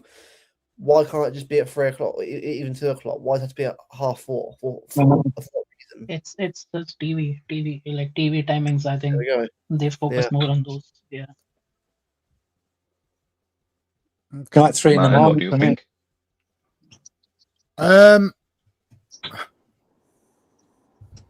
I think it's poor. I think it's poor. It's 4:30 in the afternoon on a Sunday, 22nd of March, I believe in it. 22nd, yeah. Yeah, So it's 11:30 for me. Yeah. It's not great. It's been done for TV. It's different for me, Briggsy, because I drive down. So I'm not Indeed, training but you it. still got to think of the rush. No, I do. Because it's different for me. It's hard for my kids because obviously they're going to be getting home, 1, 2 in the morning ish. Yeah. Or I can get home for midnight if I do it without stopping, but I can't do it without stopping due to my condition. So it's harder for me. So yeah, it's not great with them at school the next morning. I think cup finals should always be on at 3 o'clock. Yeah. On the Saturday, but for some weird reason. But just to remind you all, we're not there yet. We will talk about this tomorrow. I'll just take that off screen. Oh crap. This is Our Brothers tomorrow, 8 p.m. But Baz will be on the channel. City Advantage in the semi, January updates, where we will be talking everything in the lead up. And trust me, I think that offside, that controversial goal will be getting talked about. Especially after I think Ed's got a little summit tomorrow. Go on, Ed. Go on. We'll be there. We'll be there. We will be there. Tell Baz to be on time and to be ready. I think Because it's he was very talking a lot of important. smack. Your friend was talking a lot of smack leading up to that game, mate. So we're gonna have to talk. I think it's also one thing that. Sorry, I think to be fair, most Newcastle think that was a goal anyway. I think it's a lot of what Dash said. I think didn't Arsenal score a goal that was literally the same thing against Chelsea the next day? I was even more mad yesterday when I saw the exact same goal given and they just checked for 10 seconds and allowed it. Either they have to apologize to City or they should apologize to Chelsea. Like both of these goals can't be different. One is not and one is given. Either they fucked up against us or they made a huge mistake for Chelsea. One team deserves a big apology, and to be honest, that's us, because I think that goal shouldn't be disallowed, not for us and not for Arsenal as well. But yeah, go on. Because I don't think that goal is necessarily the decision was necessarily wrong. I think what makes the decision wrong is the fact that they don't do the same decision for every goal. If they did that decision forever, because Haaland is in an offside position and he is interfering with play because he is in the path of the defender to the ball, so he is interfering with play. But he wasn't even trying to trying to get to the ball. He was also trying to get to Haaland, and Haaland was just standing there. So if he was trying to get to the ball, I would say okay, but he wasn't even trying. But when do you go to the screen for an offside? You never go to the screen for offside. Yeah, I mean, I get it. I don't want to, because I think the one thing I just want to, and we've only got 8 minutes left, because I know everyone's been here for 3 hours, and big up. I know the format may have not gone as smooth as we wanted to. The idea was not meant to be 2 at the beginning, 10 at the end. We'll try and get it more even next week if we can. People can stay on for the full 3 hours. It's just, we're trying to, as a channel, like I said last night, we're trying to give other people more opportunity to come on and others to host as well. Just so you're not listening to my old same views all the time for 3 hours. I'm quite boring. Has anyone noticed a little bit of tension between Newcastle and City fans growing in the last week or two? I have noticed that, yeah. Definitely on tension. Definitely on Twitter as well. Yeah, I'm not on Twitter, so Yeah, Because normally, I mean, apart from Bazzy's channel, I people know me in the Newcastle. I go in, have a chat with them. How you doing? There's a little bit of friction at the minute going on,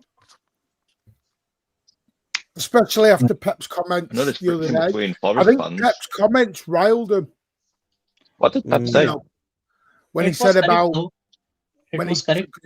he talks about because Pep unleashed after in the press conference after the Newcastle I game loved it. midweek, Yeah.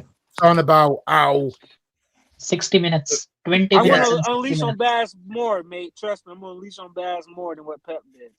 well, it's not just X Kathy. It has coming out some YouTube shows, and it has. I don't Martin, know. what did Pep say? We just I talked haven't. about the dodgy referee decisions at Newcastle. Against us. He said we should have had 2 penalties. Their goal was offside, and I kept very quiet. That's And he really also riled the mentioned, Newcastle yeah. fans.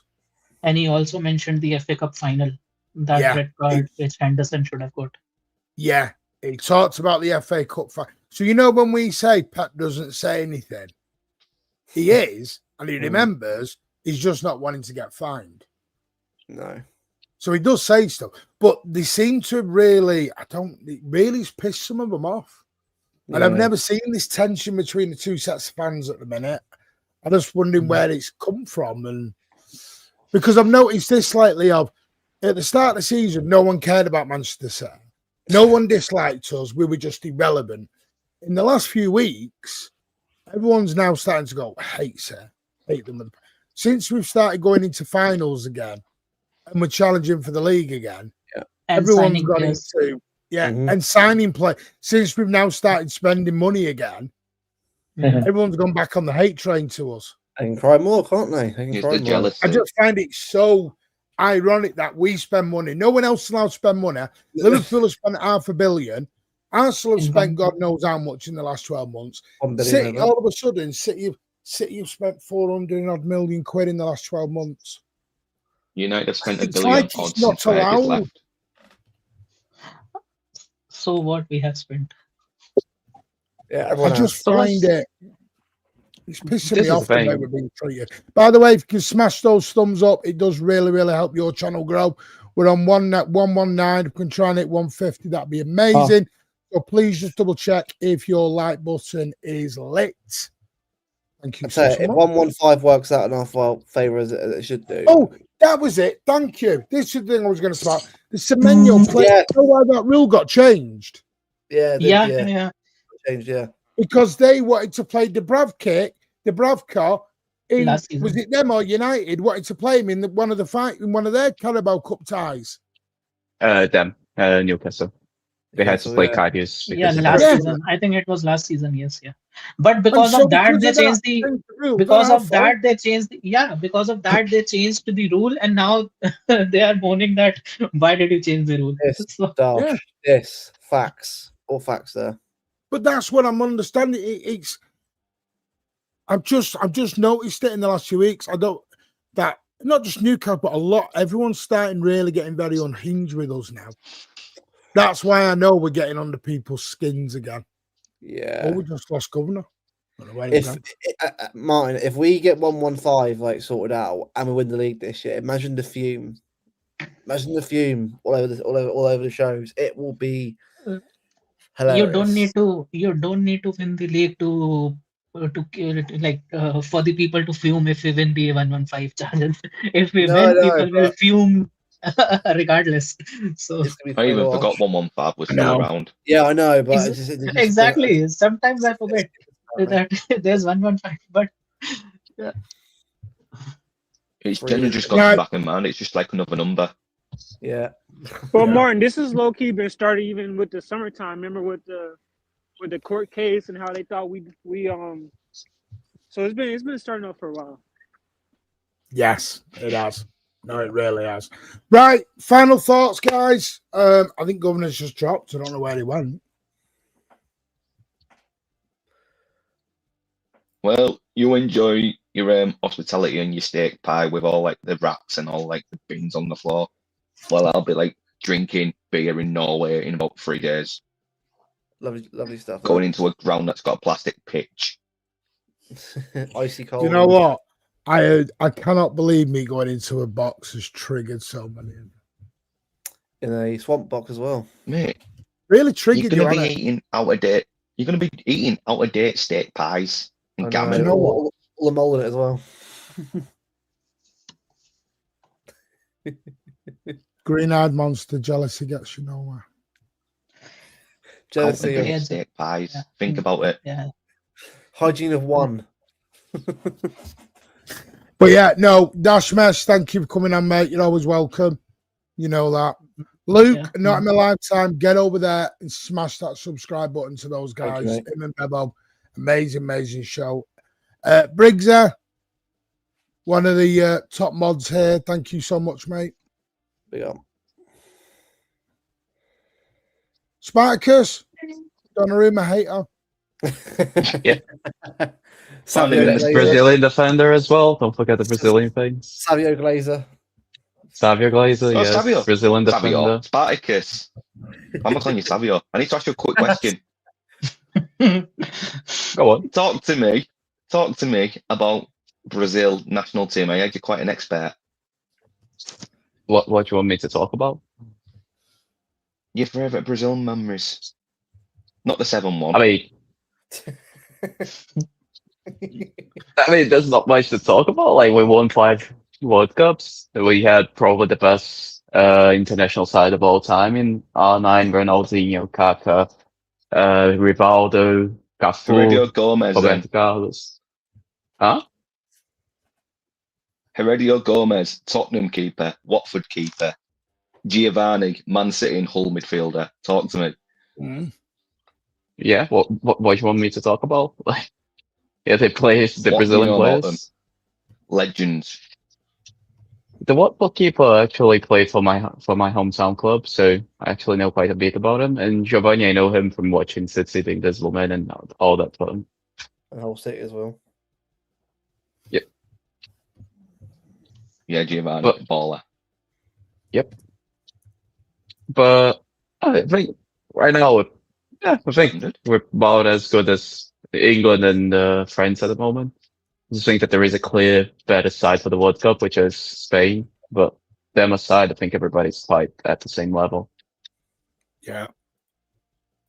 Well, you do well. And if there is an England side, England versus Brazil side, I want to watch this on this channel against Martin. England is not winning. Ed, thank you very much for joining us, mate. I will see you tomorrow for Oil Bros. Yes. Glad to be on. Before we leave out of here, make sure you hit the likes and remember, guys, subscribe. We're trying to hit 8K. We're getting close. Help us out. I have got a bit of news as well. There is no 90 minutes with Martin and Tone tomorrow. Tony's working, so we're moving it to Monday. Nice. So we will do. This is going to be the schedule tomorrow. I think I'm on Judge Mo, 5 p.m. 8 p.m. We're on here for Oil Brothers with Baz, Ed, and whoever Baz brings over. Saturday, nothing because I'll be in a box. Sunday, we'll do the post-match Manchester Derby review. And then Monday at 12:15 p.m. is when we'll do the 90 minutes with Martin and Tone. So that will be on Monday, not tomorrow, because Tone is working and can't get out of it.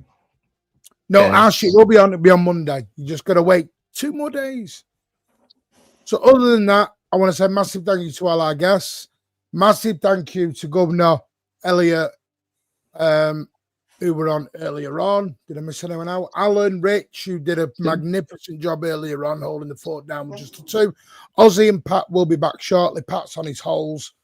I don't even know. I think he was in Japan. I don't know where he is now. He's all over the place. Yeah, I know he did. Don't worry, Governor. Dropped out.